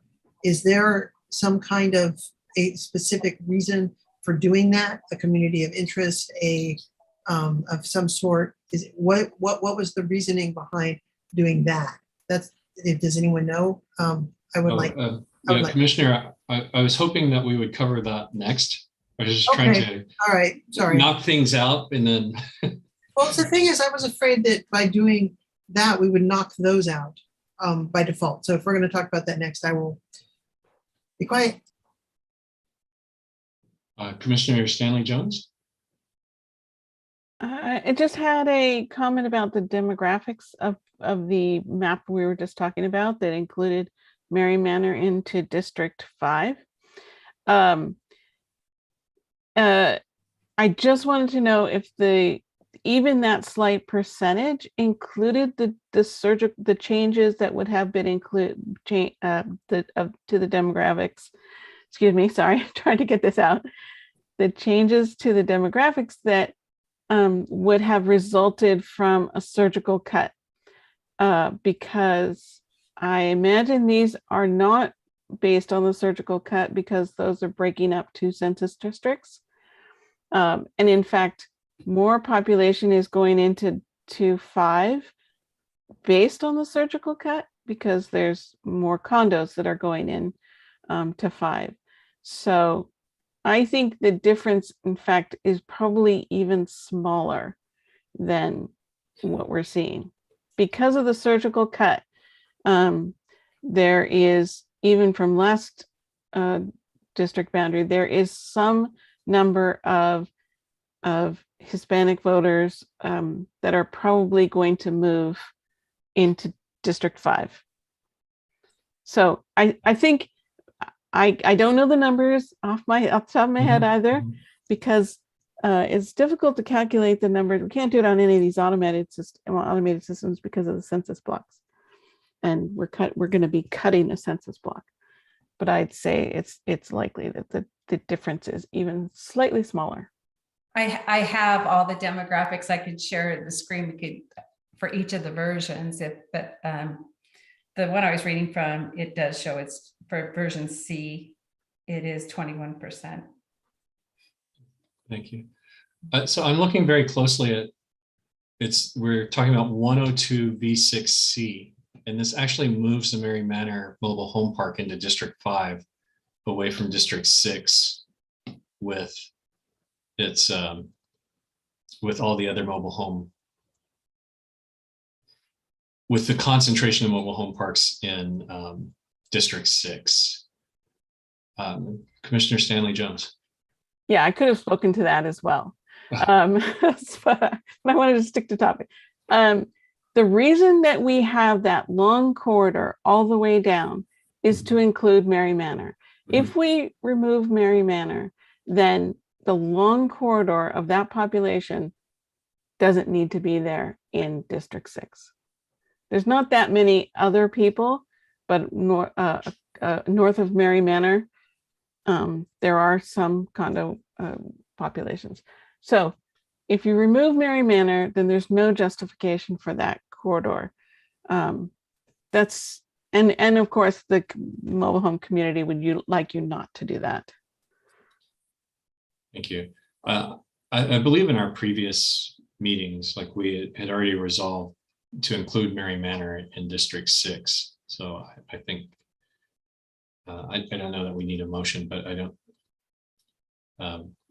So I'll ask the commissioners to take heed of that, our previous actions, and remember that this map does not comply with what we've decided before. And if now we could go talk about the boundary between 2 and 4 with the boot and the notches and variety of notches. So I think, let me see which maps I want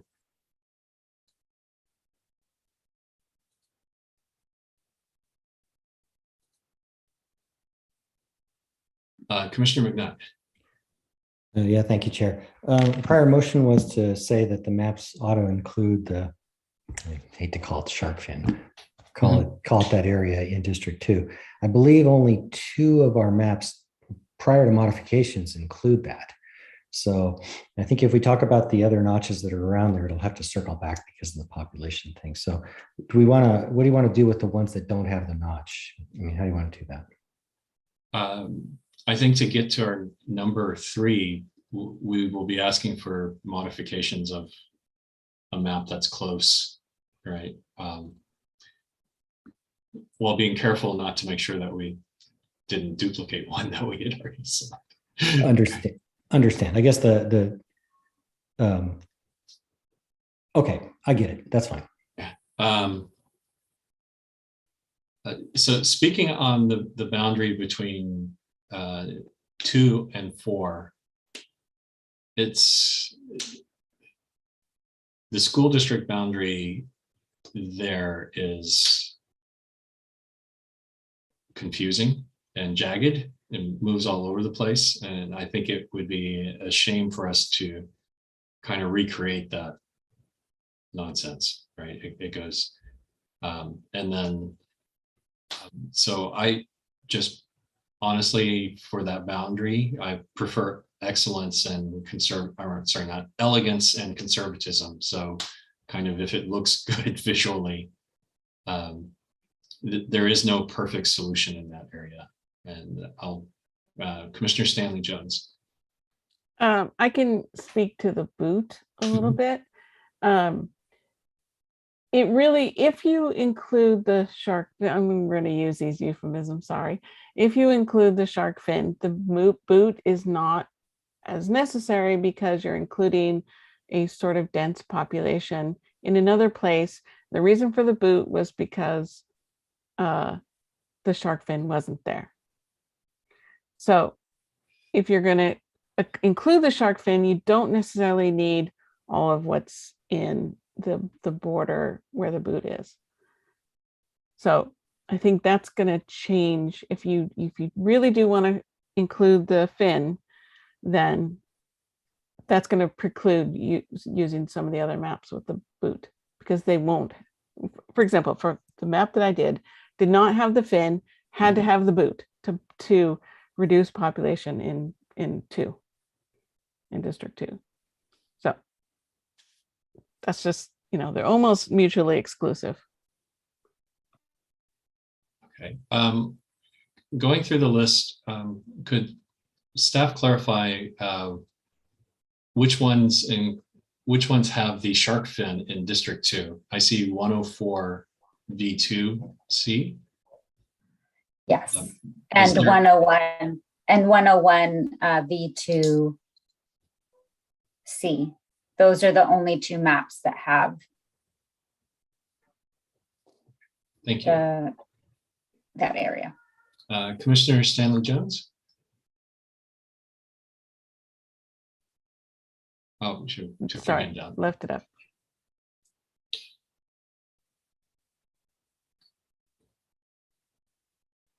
Okay, so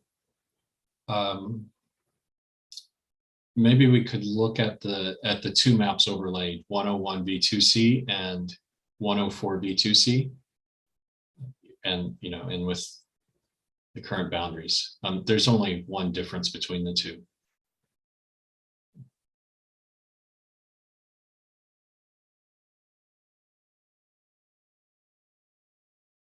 Or I actually have it on my screen if it's okay for me to share.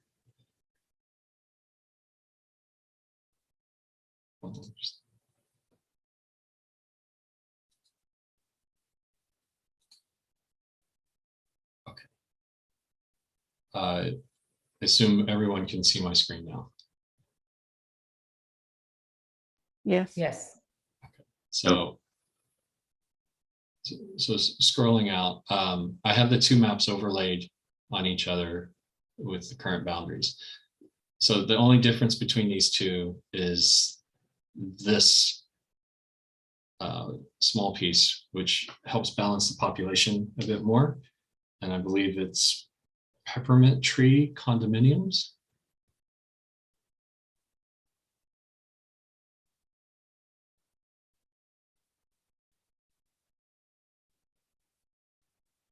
Okay, zooming in even more. Its entrance is off of Evelyn. And it seems to have no connections to its neighbors. I imagine it's walled off.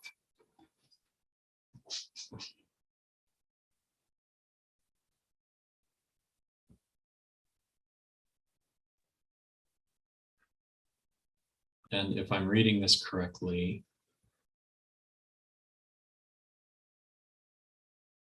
it's in Santa Clara Unified.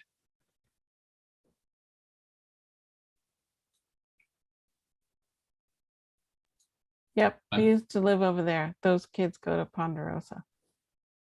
Commissioner McNutt. Sorry. Oh, yeah. If you turn off the borders, then we could see that's the school district border you have, right? If you turn off the other, leave the school border on. I just want to see what you're looking at. Leave that one on. The other one, turn the other border off. Oh, okay. So it is carved out into. It's in Santa Clara Unified. So it's that's that Frankenstein school district. Okay, I see. Okay. Yeah, I think we talked about this early on, that we're not necessarily, looking to the future, but in that particular square, one half of it's an apartment complex and the other looks like a commercial business, but who knows what it'll be in 10 years, of course. So it will be an increase in population. It feels like what I'm a little concerned about with moving that, I mean, what that does is matches the population better today. It kind of balances out too, but it probably goes back in 2030. Because of the way the population growth is happening. You can't predict it. It's not one of our criteria. I totally understand. Right.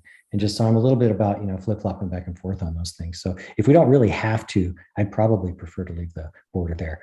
But that's the one observation I had by looking at the map here. Yeah, considering it's in Santa Clara Unified and it makes the geography slightly less elegant without pushing us beyond acceptable population variances between districts, I think I prefer to just leave it as is in District 4.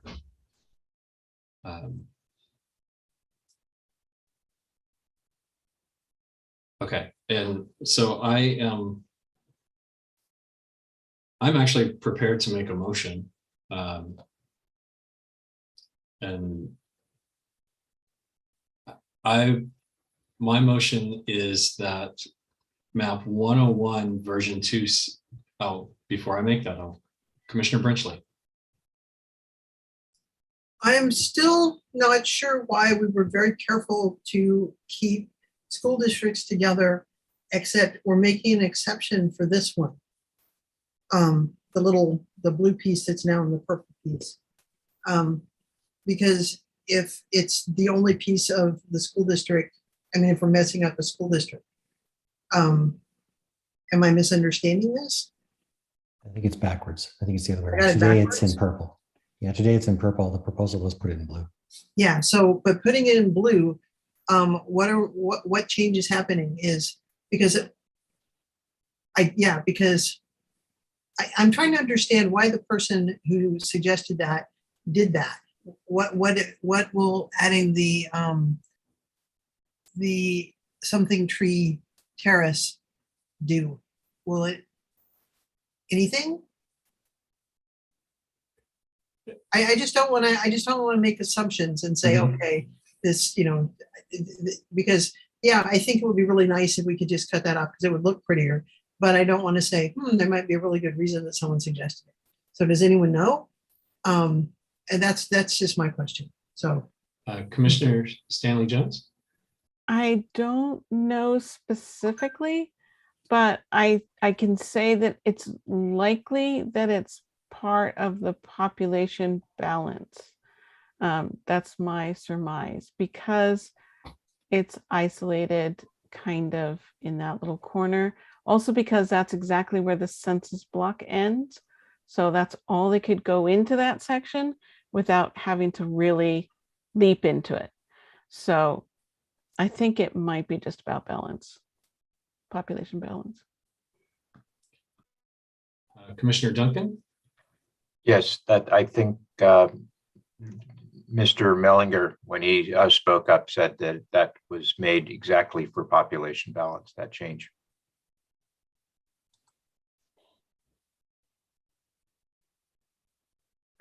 So, so before I make,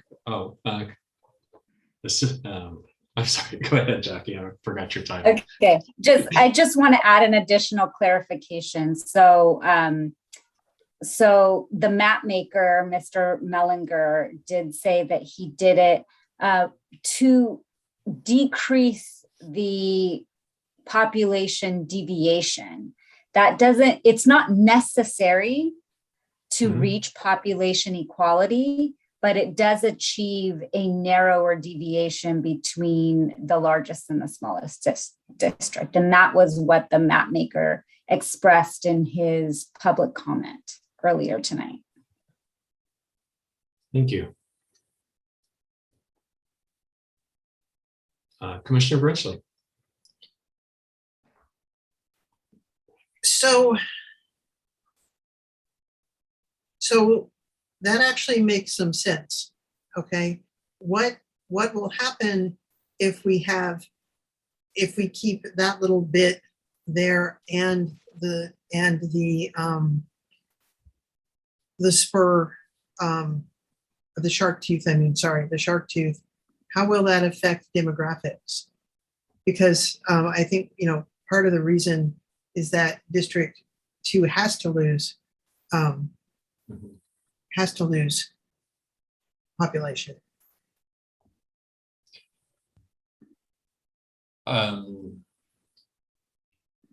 So I think we can just compare the demographics between 104 V2C and 101 V2C.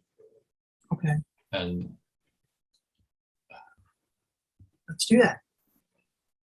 Yeah. Please. I will stop sharing. I'm happy to share my screen unless Shalise is ready to do it, but I actually have that open. So just give me a second.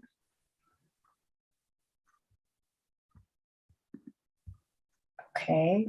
And I just have to go to the right section of this. If you give me a second.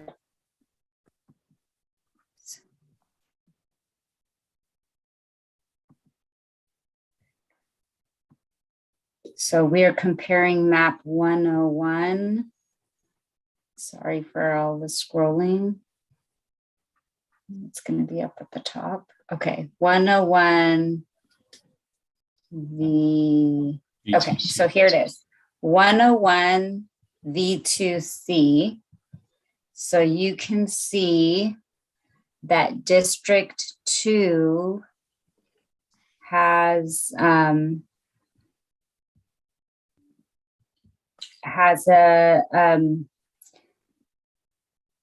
I guess the total deviation would be 7.71.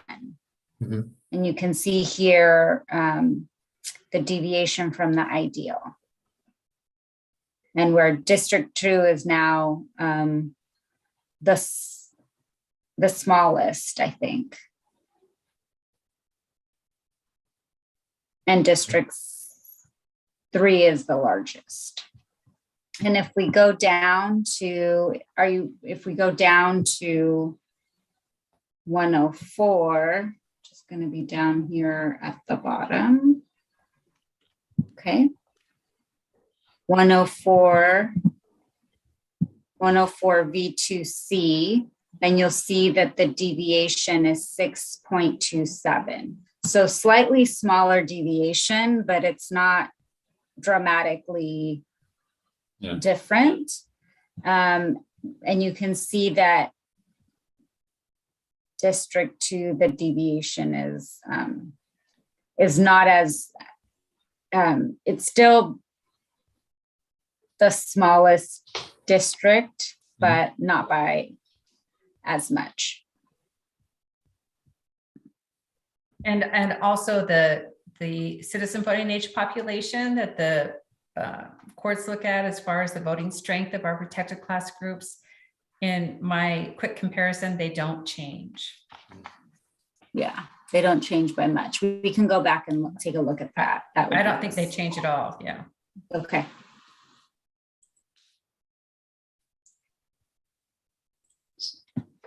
Commissioner McNutt. Yeah, thanks, Chair. If we could put back up the interactive map that you had, if it's still on your machine, Chair, One of the, I want to just look at something real quick, kind of a, without map engineering. If you zoom in, where your mouse was right there, it's just about 2 clicks in, maybe, now just too far, back up. Right there. A little bit more, one more click out. Okay. What's interesting is that given that 101 has that relatively large population variance, and we're digging into a school district and 3. One thing that I did observe is that if we really wanted to do a little bit more or give the city council a chance to make a decision, you'll notice the purple area to the right of the school district between the purple, left, down, right, left, right there. Right here. Yeah, up, right up. So some of that would probably do the same thing. So some of the area just below your mouse would be in the same school district, not the whole thing, probably, it's probably too much. So if we really had to we wound up with too bland of connections, I would be considering that we would build a map here where we would take the area where your mouse is, find where the census blocks are, and bring that into 2, given that 2 is relatively deficient compared to the other ones. And so that's one thing that we can consider that doesn't have the problems of the present one where it's kind of encroaching into a school district and over there. So just that's what I wanted to see that on your map. So that's all I was saying. Thank you. So what I am thinking at this point is that for me, 101 V2C is a good choice. I would be curious to see if there's a way to swap this part into District 4 and this part into District 2. Seeing as how the district lines look like they run through the middle of apartment complexes, I'm dubious that can be done easily or without cost. But we're fully into the realm of the school district boundaries look like the product of some nasty politics that we don't want to layer more on top of. I'm happy to share my screen and show you that with the map making tool, what those census blocks look like. They get messy. Sure, that would be great if we see what kind of mess we're talking about. Okay. All right. Oh boy. Commissioner Stanley Jones? I was just going to say it's very messy because I tried to do that, but yeah, go for it. Try it. Yeah, I can undo the streets and just show the census blocks. These are how the census blocks look. If we wanted to see what the change would be just in this area. Is that what you're looking at? Yes.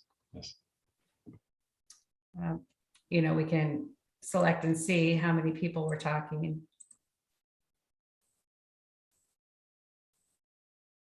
And say you're wanting to move these into District 2. You're moving them into, not 2. Yes, into right? 2. From 4 to 2. You want this to go into 2? Yes, because it's in the same school district, but it's going to be. You wouldn't want it to go into 3. You want it to go into 2. Yes. Yeah. Yes, we're just trading between 2 and 4. So. Okay. All right. Let's actually do that so we can see the difference.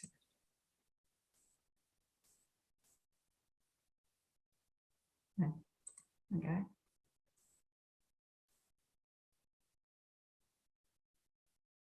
Takes a second for this to come up. I have too many screens open here. Oh, I gotta find my pending changes. Just a second here.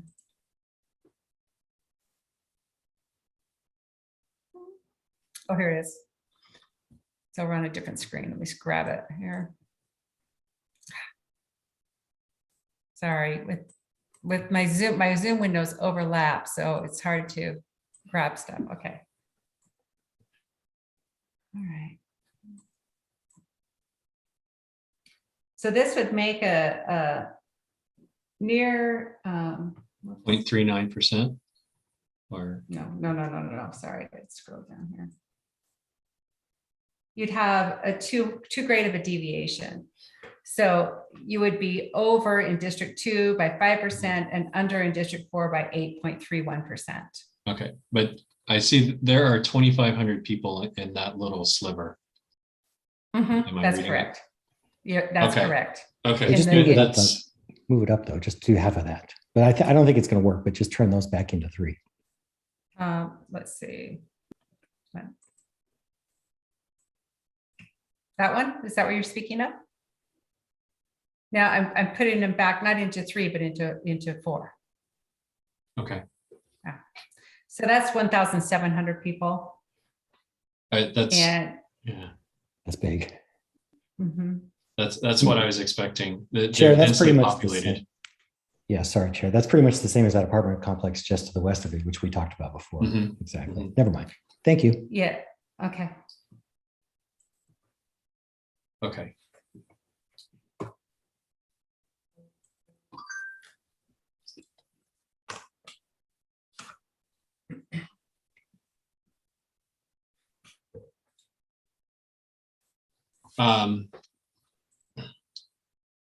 So my thinking at this point is that 101 V2C is the one that I like the best. Next is 104 V2C. We need to provide one more alternative per council. I am curious that if we can follow, so there's a lot of trading that is required to do this. So if you take the peppermint tree and then you take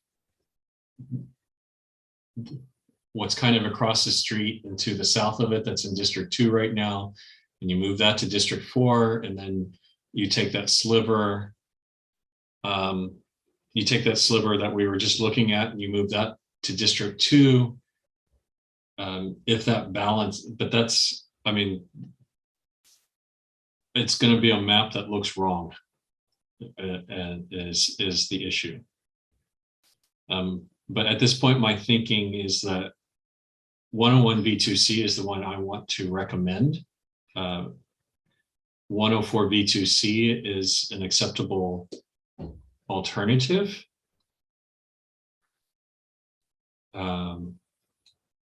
And that's frankly,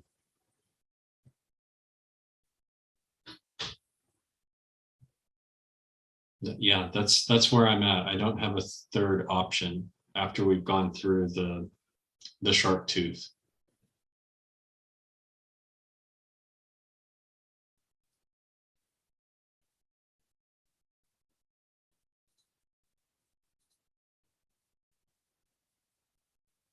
I'm looking through the 102s.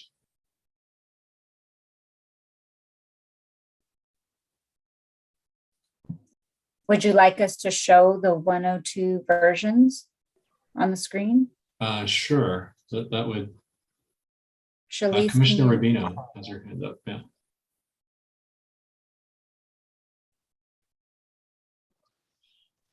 I absolutely agree with you,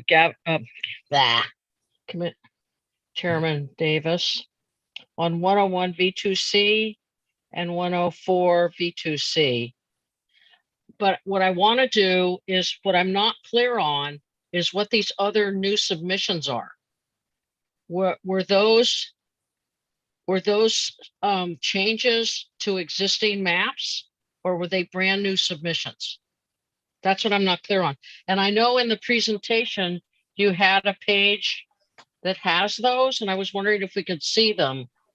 And we might get a third out of there, Chairman and Commissioners. Sure. I think it's I think there are variations of 102. There are variations of the boot. Mm-hmm. Oh, okay. Then in that case, I'm okay with the 2 maps, 101 V2C and 104 V21. Those are where I stand, and I hope I'm not saying that too quickly, but it's getting late.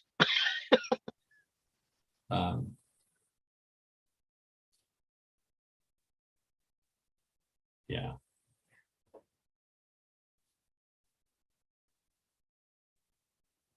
Commissioner Stanley Jones. I was just trying it. It's hard to do like right at the last minute, but I think it might be possible if you wanted to have another map to have the fin and then have a truncated version of the boot. The problem is I can't really see the demographics yet. I was just trying it. Is that all the census blocks at the beginning of the boot, right next to the border, they're all kind of weird. They're in fact around a circle. So you end up having a weird line, but it is possible, but I think it might change the deviation too much to just truncate the boot a little bit. But maybe, Shalice, you guys could look into that. So there's another map. You just had it on the screen. I think it was a version of 102. Where the boot is truncated, but there's no fin. That's That's the full boot. That's the full boot. That's what I'm calling the full boot. Version 4, maybe 102 version 4. Yeah, it's 4, it might be 4A. Yeah. So you may be able to trunk like this. You could. I think that's the only way you could do it, and then add the fin to that. I don't know what it will do to the population. The difference, whether or not the deviation that we're talking about. But that's really the only way pretty much that you can do it. Otherwise, you get too many squiggly lines by bringing back, truncating the boot a little bit more. You're going to get some squiggly lines. So that's my 2 cents on that. But it might be possible to have the fin and a part of the boot. Commissioner Rubino. Yeah, I just want to say that if you do all that, Commissioner Stanley Jones, it's going to look a lot like 104. Because I think that's what the map maker of 104 went through developing the peppermint tree place. Vice Chair Brown. And the maps are so similar that, and I have an issue with that boot, because it looks like that Evelyn Avenue bounded by Reed and whatever that is, Astor or something. That looks like it could be a little community, because it's like, a little circle, and I'm sure the people probably know each other that drive around that little circle. So that's why my preference is the 104. Well, it's single family homes on one side and condos on the other side, but there's also industry on the other side.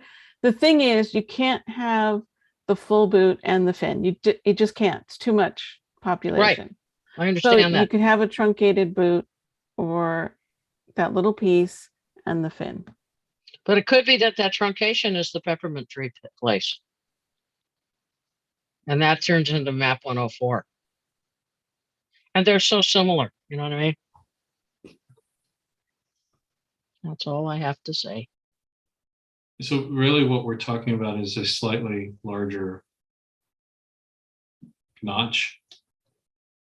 Oh, Commissioner Stanley Jones, you're much more familiar with the maps than me at this point. Well, the thing is, you don't need the notch at this point. With the fin, you're getting a slightly larger deviation, but you don't need that little extra notch. That's why I say you're either going to have to go further in to get more population into 2 to make that deviation different, but you can't. It's really difficult because those census blocks right in that area are really odd. You get census blocks that are like you have a hole in the middle of the census block, and then the other part's big. So yeah, I added the full boot because it followed along a line and it looked a little bit better. But in fact, I think that we should just leave the deviation as it is without that extra little notch, which puts it at 7 point something. And then but you just don't have another map. So, so if you want to include that map, I don't think it'd be a big deal. But. Okay. Oh, Vice Chair Brown pulled her hand down. Commissioner Brenchley. Let's please not use the notch to refer to that because we just had a notch. We don't have any more. But I think there's a point if we want to. Sorry. Yeah, that's okay. But if we keep this as a separate map, well, we're looking at two maps. We've got the one with just the spur in added to District 2, and then we have one with the spur and the square from District 4. And if we have that as another map, then if we have the 101 and then those two with both of them with the fin, then that will give us 3 maps. But I would also, as someone else mentioned, like to look again at the new ones that the community recommended. But I think we currently have 3 maps that we've already voted that we like. And so those can be our starter maps, and then we can see if we want to add anything else to them. You lost me slightly. Which is the third map? It just went away. So I believe, okay, the third map would be a map with so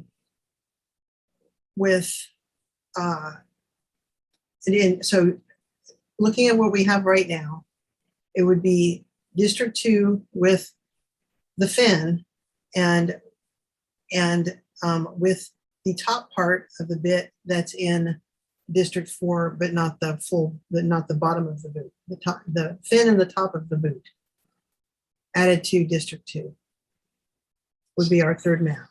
Isn't that this one? Yes, that map. That's that map. Okay. And then the one with just the fin, and then the first one that we looked at. Okay, and yes. This one? Yes, that one and the one we just looked at. So that's 2. That's 2. I thought there were 3. I'm sorry. Okay. Okay. Commissioner Olafson. Thank you, Chair. Looking at the map you have on the screen now,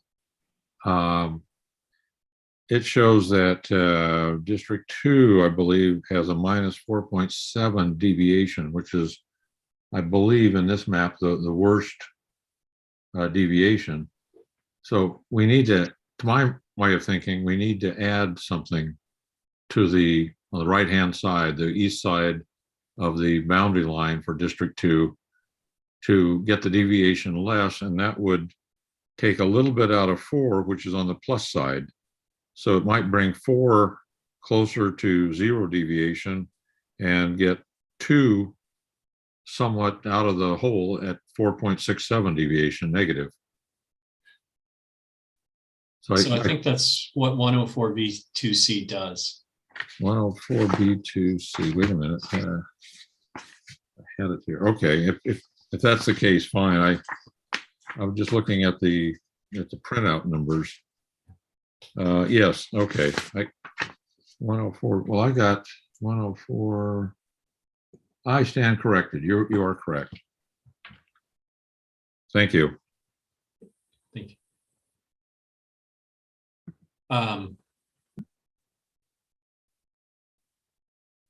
Right. So the issue to me is that council has asked for at least 3 maps. We've got 2. Commissioner Brenchley. Oh. And I'm sure in the staff report, it will be very clear that we had 2 and we kind of had to make up 1 for the third. Commissioner Brenchley. Can we really quick just do let's just go through all the maps, 1, 2, 3, 4, 5, just to refresh our memories of them. And we might spot something that we hadn't spot before now that we have our 2 maps that we like.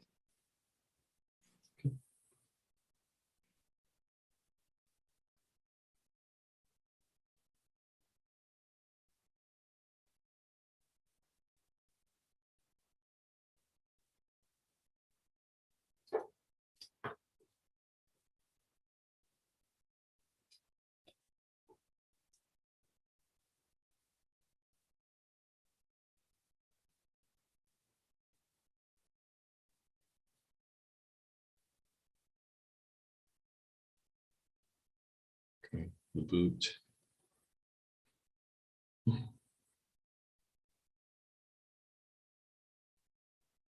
Boot is an ankle.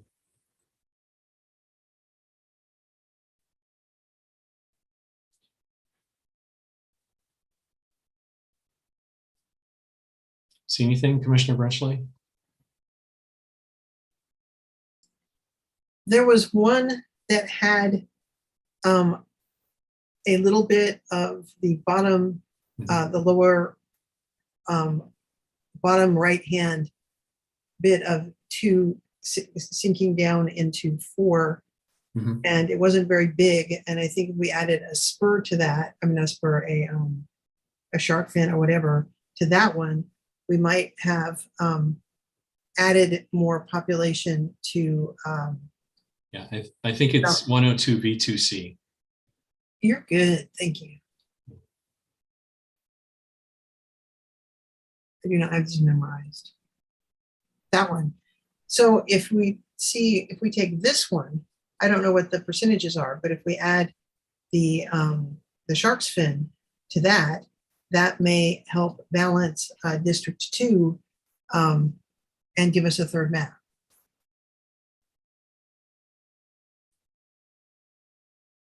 Okay. Commissioner Stanley Jones? It might, and I think it would work. But I was actually going to say there were 3 additional submissions, and we eliminated one of them, but I don't remember what the other 2 looked like. And I don't think they were just shown, were they? I think it's like 4, 5, and 6, version 4, 5, and 6 on 102. So I think she did go through that, but it's all variations on the boot.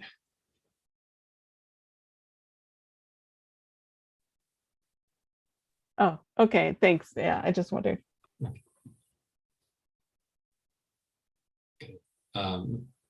Commissioner McNutt. Thank you, Chair. Yeah, so I think we all noticed that there's 2 maps which look pretty good, and we have what looks like a preference that kind of leans with what our public feedback said. So was it you, Chair, that had the interactive map, or what? I guess it was actually the consultant had that.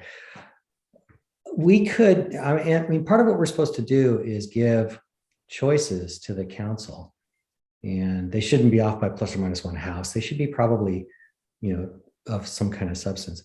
To that end, if I could just to get your indulgence here a little bit, I prefer the first 2 maps, but what if we were to take and undo the changes between districts 1 and 3? What if we were to flip those 2 back? So in other words, the bottom part of the Nimitz, I know it's all part of Nimitz. What if that was back in 1, and then the top part of Las Palmas was, oh, that doesn't work. Never mind. It was in 2 before is what it was. I was suggesting basically we swap those 2, but never mind. I got that completely wrong. I was looking at those 2. So I was trying to find some third combination that has some substance to it to give the council a choice, but never mind. I read the wrong map. Thank you, Commissioner McNutt. Commissioner Rubino. Yeah, what I don't want to do is give the council a straw dog. So I hope you all know what that means. If we have 2 viable options, and I think if we have reasons for why they are, I don't know why we would need to create a third, because we've been looking at these maps now all night. The only option is to take Commissioner Stanley Jones's map and futz with it to add the cherry orchard apartments, and then figure out what else needs to change on that portion of the map where she had a boot. But that's going to look an awful lot like either 101 or 104. That's just the way it is. And there's already been, I don't want to minimize how much work has gone into the map makers that did 101 and 104, because I think they really put a big effort into doing these. And I just don't want to create a straw dog, because they're going to look an awful lot alike if Commissioner Stanley Jones plays with the the cherry orchard. And do you want to comment on that, Francis? Yes, I think you're right. I think it will either be an extension lower, which is what the focus this one has, or it will be a little tab. And maybe it's the only way it can be done is by putting the upper tab, the one that's stuck out on the other one. So I don't know that there could be anything different done than we've already seen.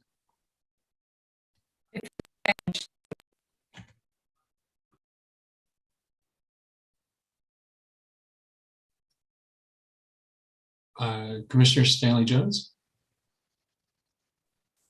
Or Commissioner McNutt? Sorry, I keep raising and lowering, raising, lowering.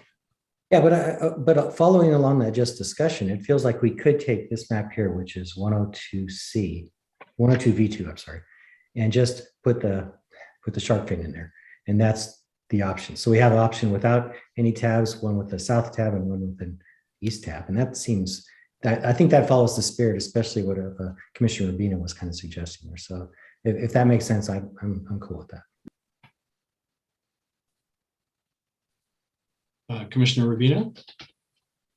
Yeah, I just don't, again, and I'm probably being very redundant, but I think the two maps that we have are really good maps. And a significant amount of time went into them. And the map makers have spent a lot of time. And we have certainly spent a lot of time on it. And Jackie, do you have a comment? If we only gave them two, would they be up in arms, or would that be okay? You're not following their direction. So I would say you should probably follow their direction and choose the next best map. Okay, what I would do then is have Francis Stanley Jones make some amendments to her map 102 such that it includes this cherry orchard apartments, and figure out what the rest has to look like of 2 going into 4. And I could show you that on the screen now, if you'd like. Commissioner Brinsley? Thank you, Jackie. Yeah, this is also my concern is that's why this one, if you add I was suggesting this one with a shark's fin as a simple solution that also matches what we've already decided we want to see, is we're not following their direction, we just hand them 2. And also, if we don't give them enough choices that we like, they may come up with their own, okay, that we may, and so, and so I think we want to make it simple for them. We want to say, here, we've done all this work, which we have, and all of these people have done, and all of the people who live in Sunnyvale have done, and we've done all of this work, all of these people have already done this work. I want to make it simple and say, these based on what we've done and listening to people, these are what we think are the best choices, and let them just pick one rather than not give them enough and make them do some work. Because then why are we here if we're going to leave it in that state? Yes, if you could show us what it looks like, I guess, with this tab and the shark fin. What does that do to our? So it's a good deviation. 2 is under by 3. 1 is under by 2.75. So that makes your overall deviation. If you add 3 to, well, let's just go ahead and accept this, and then we'll see it more clearly. So we're looking at this columns here. So now you're at 6.22 deviation. So you've improved. Okay. Thank you. That's very helpful. So yeah, I don't want to send 2 because then the discussion at City Council will be, I fear that it won't be about the maps. It will be about how we didn't do what they asked us to do. And I don't think that's very substantive. I much prefer the discussion to be about the maps themselves. So is any Commissioner Brinchley? Then I move that we create this new version of the map that we just saw and have that be our third submission to the council.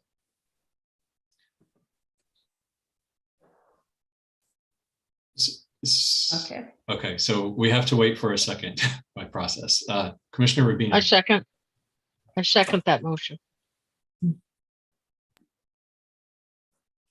Okay, let's. So that'd be 102 V7C. Oh, you've already created it. Well, that would need to be the numbering. So I just want to know. Okay. Shalice, well, I would appreciate if you could just state that number one more time.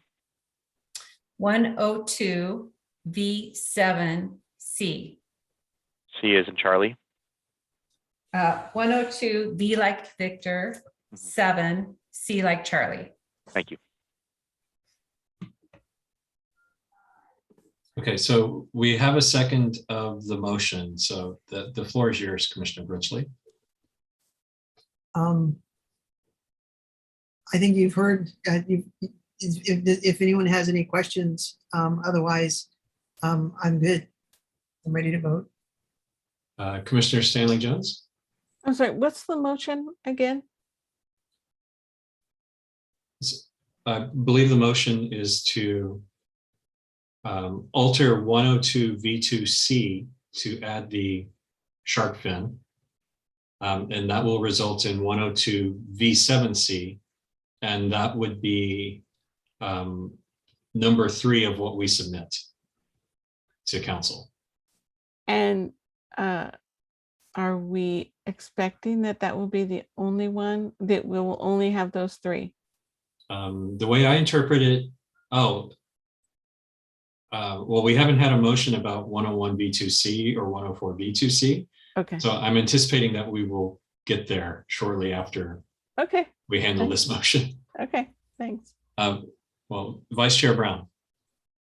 Yeah, thank you, Chair Davis. I just wanted to point out that making that changes to the 102 or the new map, the 102 V7C, it kind of gives the city council a feel for where we're trying to go with this, even if it is like a minor change to the previous 2 maps that we were speaking to. So I like where we're going with here. That was my comment, but thank you. Commissioner Brinchley. So anyway, okay, never mind. Commissioner or Vice Chair Brown. Oh, okay. You didn't mean to raise your hand again. Commissioner McNutt. Yeah, let's clarify that motion one more time. Is the motion adding another map to the candidate set, or is it combining all 3? Let's make sure. I got some ambiguous between you and between the chair. I believe the motion is to create a new candidate map and then to include it in the set that we will send to council.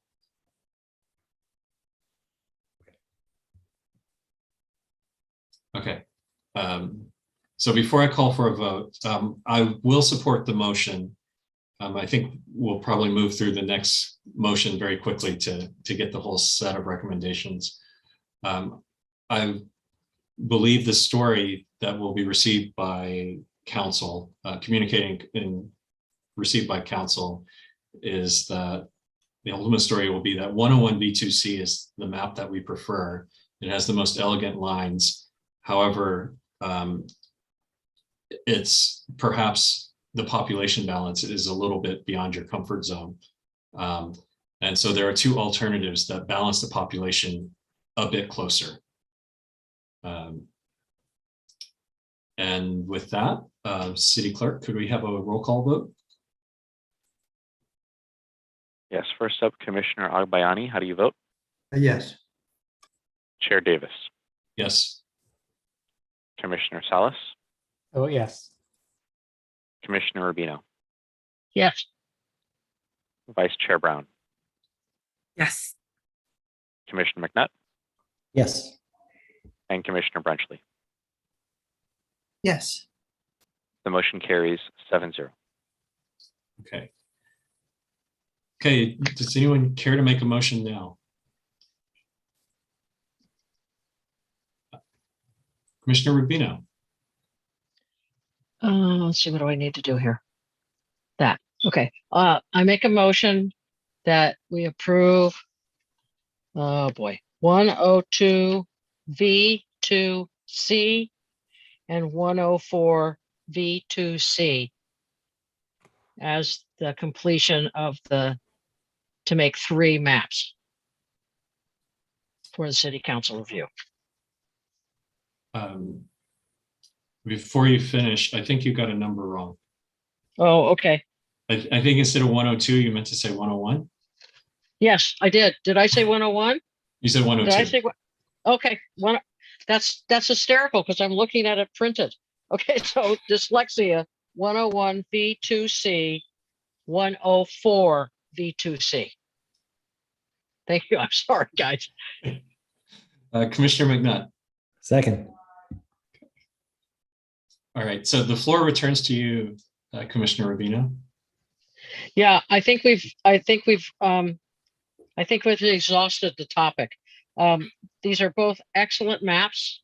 I think if they picked either one or actually any of these 3, I think we have really good maps going forward. And I really want to thank, I know this is a little cuckoo, but I want to thank the city staff and also Ms. Tilden for all the guidance on this, because this has been a very long effort. And frankly, if we were in person, I would probably open up some liquor, but we're not, so I can't. But thank you all. Commissioner Brenchley.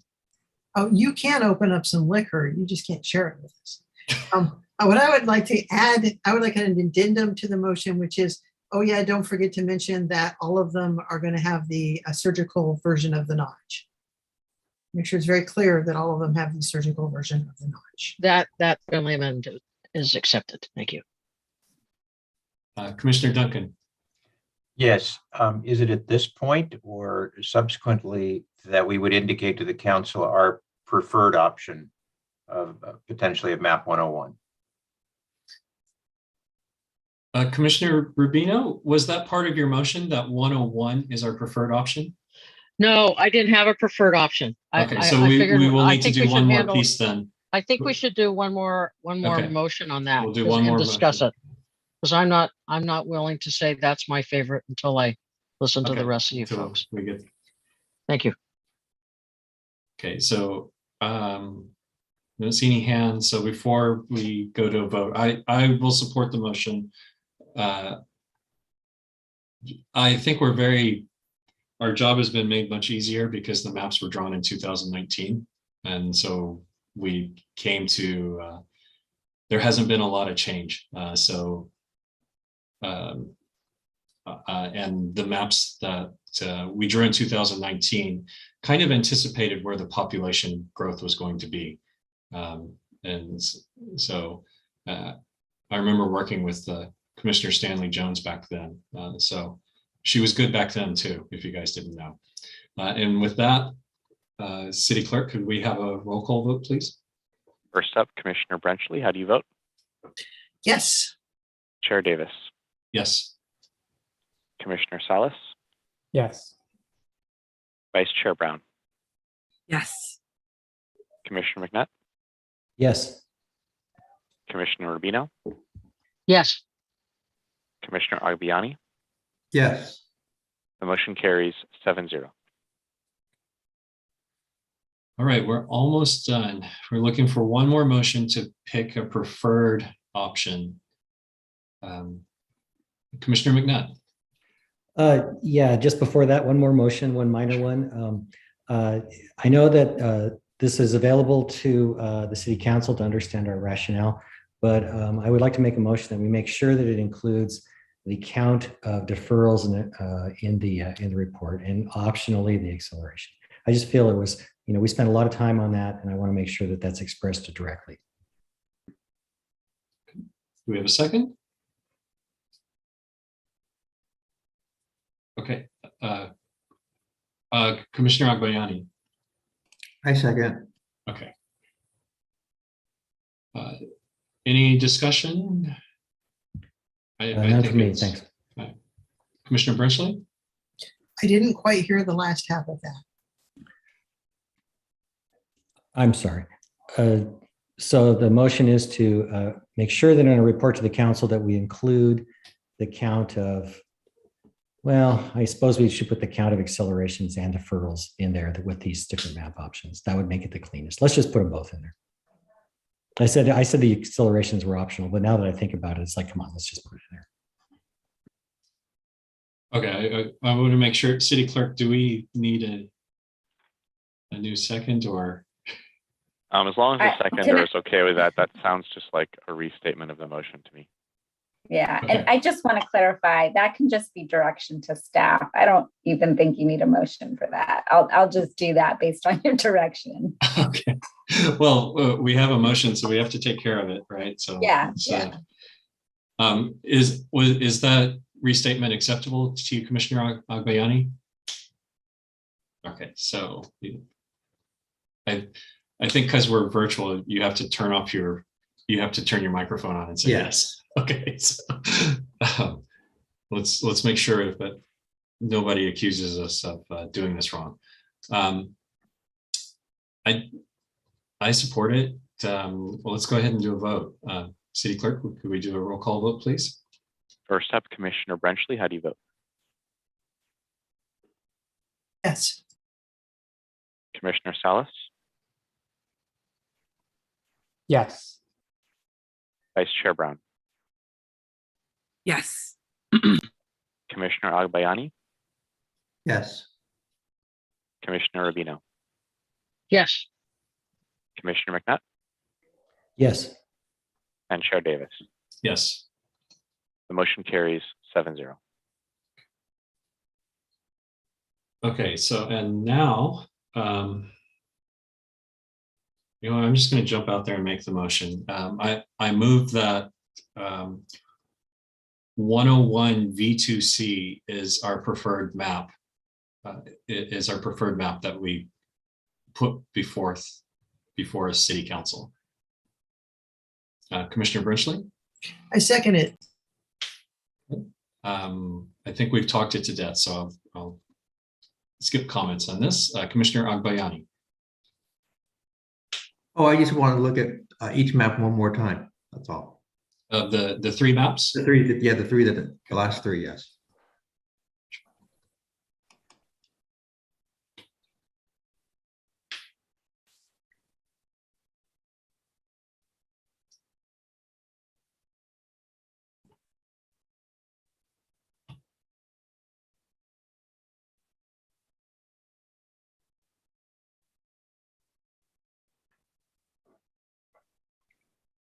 See.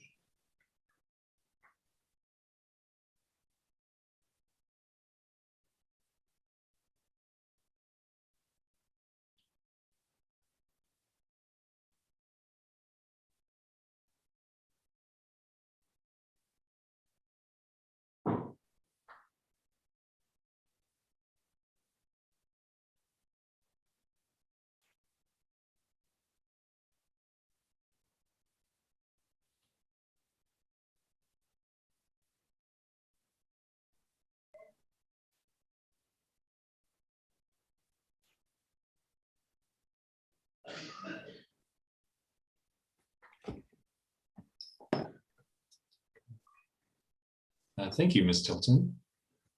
Okay, any further comments? All right, and so City Clerk, could we please have a roll call vote?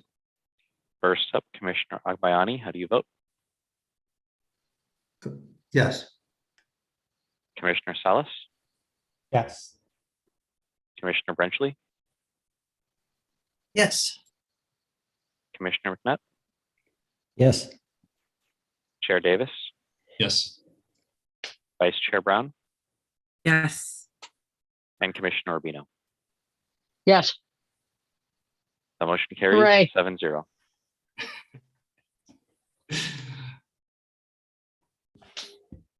Okay, I think that was our one and only agenda item. And so now we proceed to adjournment, but this may be our last meeting. No offense to you guys, but I kind of hope it is. So, it's not the company. Vice Chair Brown. I did want to say thank you, appreciation to everyone, the staff, commissioners on here. I did learn a lot. I hope when we do this again, I can volunteer and get the Pacific Islander and Latinos voice more now that I've experienced it. So appreciation to Deputy Jackie Shalise and all the commissioners here and City Council. Thank you. Commissioner McNutt. Thank you again, Sharon, and thank you for running a pretty good show. I think, like I said before, you got it in you. So I thank you for that, and I hope to see you doing more of it. And thank you to the commissioners. This was a very civil discourse, and we had a good outcome. And especially thank you, Sunnyvale. I think it's pretty obvious why we like living in this town. It was demonstrated here again, so I appreciate it. And of course, appreciate the consultants, Tilden, and all that. So you guys all did a great job, and thank you. And I'm looking forward to listening to the council, and maybe we'll get feedback, maybe we won't. So again, thanks all. Thank you. Commissioner Olafson. Thank you, Chair. And thank you specifically for running such a clean and orderly meetings over these last several months. I have appreciated hearing the different viewpoints from folks in different parts of Sunnyvale. I thought I'd learned a lot as a planning commissioner. I learned a whole lot more here as an alternate, and hearing your viewpoints on this very timely and important topic. So again, thank you. And thank you, Jackie, for the pulling the strings behind the curtain to make this all work. And then thank you, Shalise, for having such easily understood information. So I appreciate it, folks. Thank you. Thank you. Commissioner Rubino. So let me be clear. The 222 meeting is not for the Redistricting Commission. That's just for the council. Got it. So do we all need to be there or no? That is up to each commissioner. Okay, so will Galen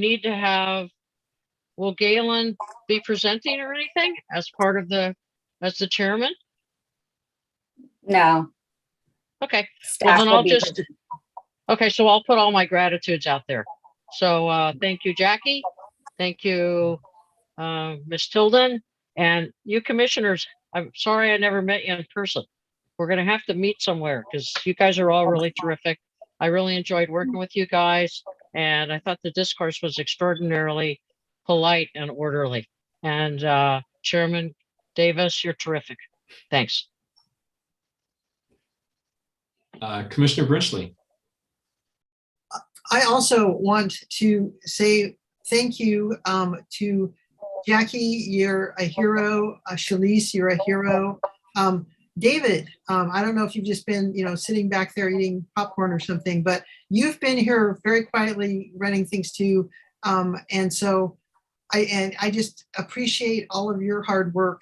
And I appreciate everyone on the commission, Chairman Davis, Chair Davis, and Vice Chair Brown. Thank you very much for running things and keeping things going smoothly, because I'm terrible with Robert's Rules of Order. But yeah, it's been a pleasure meeting you all, because I'm in my little bubble anyway, normally. And so it's just nice to just meet other people in the town I've lived in for 13 years. So thank you all very much. Commissioner Salas. Yeah, my parting thoughts.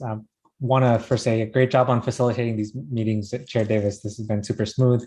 Yeah, great job, everyone. I'm really impressed by the surgical notch, right? It really went from, and is this possible, to making it through and following up. And now it's in the actual maps that we're recommending to City Council. So that's great to see that progress. And I definitely learned a lot about Robert Rules of Order, and thanks for giving me this opportunity.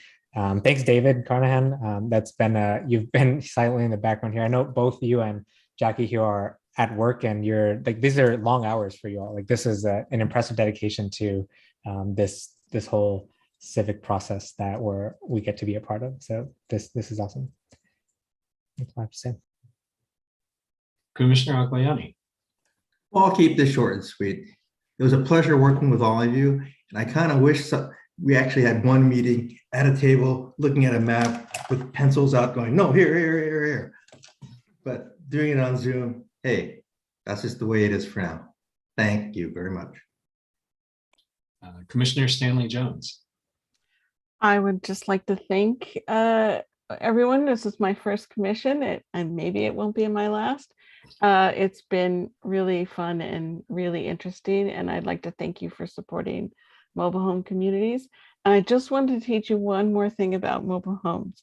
The reason why they're all gated communities, the big walls around them, is because initially, and why they're in North Sunnyvale, because they were thought to be eyesores. And so they moved them out to land that where really there weren't populations. And that's why there are big walls around them, because everyone thought that they would be eyesores. So, but I just wanted to teach you one more thing about mobile homes. But thank you very much for supporting the notch, the surgical notch, and all of the support you've given to mobile home communities as well in Sunnyvale. Bye. Thank you. Commissioner McNutt. Actually, just one procedural question here. We are still under commission until the city council finalizes this. And the reason I asked that, if we accidentally had a quorum show up at one of these pop-up events, that'd be a problem, right? So just want to make sure that during these, I do intend to go to a few of these. They look like they'd be very useful, but I want to make sure that are we going to be under restrictions on quorum? I'll just say for pop-up events, they'll kind of come and go. So it's very unlikely that all of you would show up right at the same time for a pop-up. However, you might all show up virtually to the council meeting. So we'll make sure to notice that as a commission meeting also, if that makes sense, David. Yeah, so if you do show up at one of the pop-ups and you look around and you see that there are already 3 other members there, please meander about, go grab a cup of coffee, and then come back so that we don't have a quorum of you at the event at the same time. And you, as a Brown Act committee, can go to any other Brown Acted meeting. So you are welcome to go to the council meeting. Okay, so we can't say, hey, let's all go show up at the CVS meeting. That would not be good. We can't do that. We would, by accident, we would avoid it, but we can't intentionally say, let's all show up. Okay, that's what I need to know. Thank you. Commissioner Duncan. I don't want to go without echoing the same thanks and gratitude to really this whole group here for working together. Assistant City Manager Guzman, you really took the most contentious issue possible off the table by getting the surgical notch agreed to. So that was going to be a contentious issue. So thank you much, Chair Davis. Really a professional and at running these meetings, and appreciate the leadership. And from a personal standpoint, I'm still a fairly newbie housing commissioner, and working here, a lot of leverage in terms of just understanding the city and the neighborhoods and the character and how things are, all the neighborhoods that are important across the city. So I appreciate that learning. Thanks to everyone. Thank you. City Clerk Carnahan. I just wanted to thank you all for a bunch of good meetings and to encourage you. This is my shameless opportunity to plug our other boards and commissions. We do have openings on all of them this year, as we do every year, but if you've caught the bug and similar to Commissioner Duncan, if you're interested in serving on other boards and commissions, please do consider applying. And I cannot promise you that there is 0 chance you will have back-to-back meetings that overlap into 2 nights, but since I've been here, no other commission has had that happen, so don't worry that that's not a frequent occurrence. Thank you. Assistant City Manager Guzman. Thank you. I also just want to thank all of you for your hard work. You know, and the staff here, we get paid to be here. You are all doing this voluntarily on your own time. And so it is very commendable that you're spending all of this time doing the good work for your community. So I just want to thank you. It's been a pleasure being your staff liaison and working with all of you. Congratulations on making your recommendations. And we'll see if this is our last meeting. I hope it will be. But I also wanted to thank David. He has been so helpful behind the scenes, running these meetings and running the presentations. And there's been lots of other behind the scenes stuff that has happened that David's been a great support. Marian Valino is also a staff member. She's been very quiet, but she's been taking all the notes and doing all the minutes and the chair script. So thank you, Marian, for that. If you want to say hello. And then, of course, Shalise has been a great partner, as well as David Early in this process. So we'll continue until the finish line, but this is a huge milestone and we'll see what the council does. I do encourage you to watch the meeting, to join, to see all of your hard work in action. So thank you. Thank you. So being chair means I get to say a few things last. First of all, thank all of you for the very kind words. This has been a great learning experience for myself. I feel like this journey started probably three and a half years ago. Came to a city council meeting, heard about the city being challenged about its voting system and so on, and how and I came away not liking how the city council acted, and so I got involved. Learned a lot in the process, largely how to hold my tongue, to be honest. So there have been some rough moments here and there, but it's been a great journey. I've learned so much about this city that I moved to nearly 16 years ago. I came here not knowing much about Sunnyvale, and have grown to love it here. And it's certainly not because of the architecture or the road design or anything like that. It's because of the people here. We've got a very professional city staff with the city clerk, Carnahan, assistant manager, Guzman, Marian Valino. They bring in top-notch consultants, Ms. Tilton. You're still a doctor to me.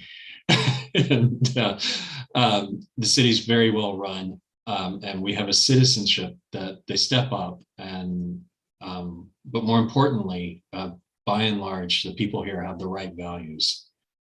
We spent a lot of time talking about a couple of hundred voters in a mobile home park, and in most places that just would have been shoved aside, and we didn't do it.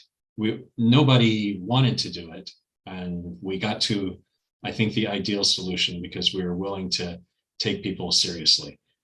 Everybody counts in the city, no matter your means, no matter the language you speak at home, no matter how you got here. And I think the way this has gone about is just proof of that. And I'm happy to be a part of it and do my part to preserve it. All right, so the one thing I really have to thank city staff for every time is giving me a script, because so if you do find yourself on a commission or so on and you think, my God, how am I going to say all this technical stuff over and over and over? City staff gives you a script. So I have another window open here. I'm not looking at the camera when I'm saying these things, I'm actually reading it. So, so maybe the biggest thanks I have is for city staff giving me this script, because we just absolutely, we would grind to a halt if I had to remember if the chairs had to remember all of this. So now I'm going to go to the script to adjourn us. So this meeting is adjourned at 9:25 p.m. And I thank everyone for your participation tonight. I also encourage you to attend the special meeting of the City Council on February 22nd at 6 p.m. Even if you're going to be in Brooklyn, like I will be, first time there.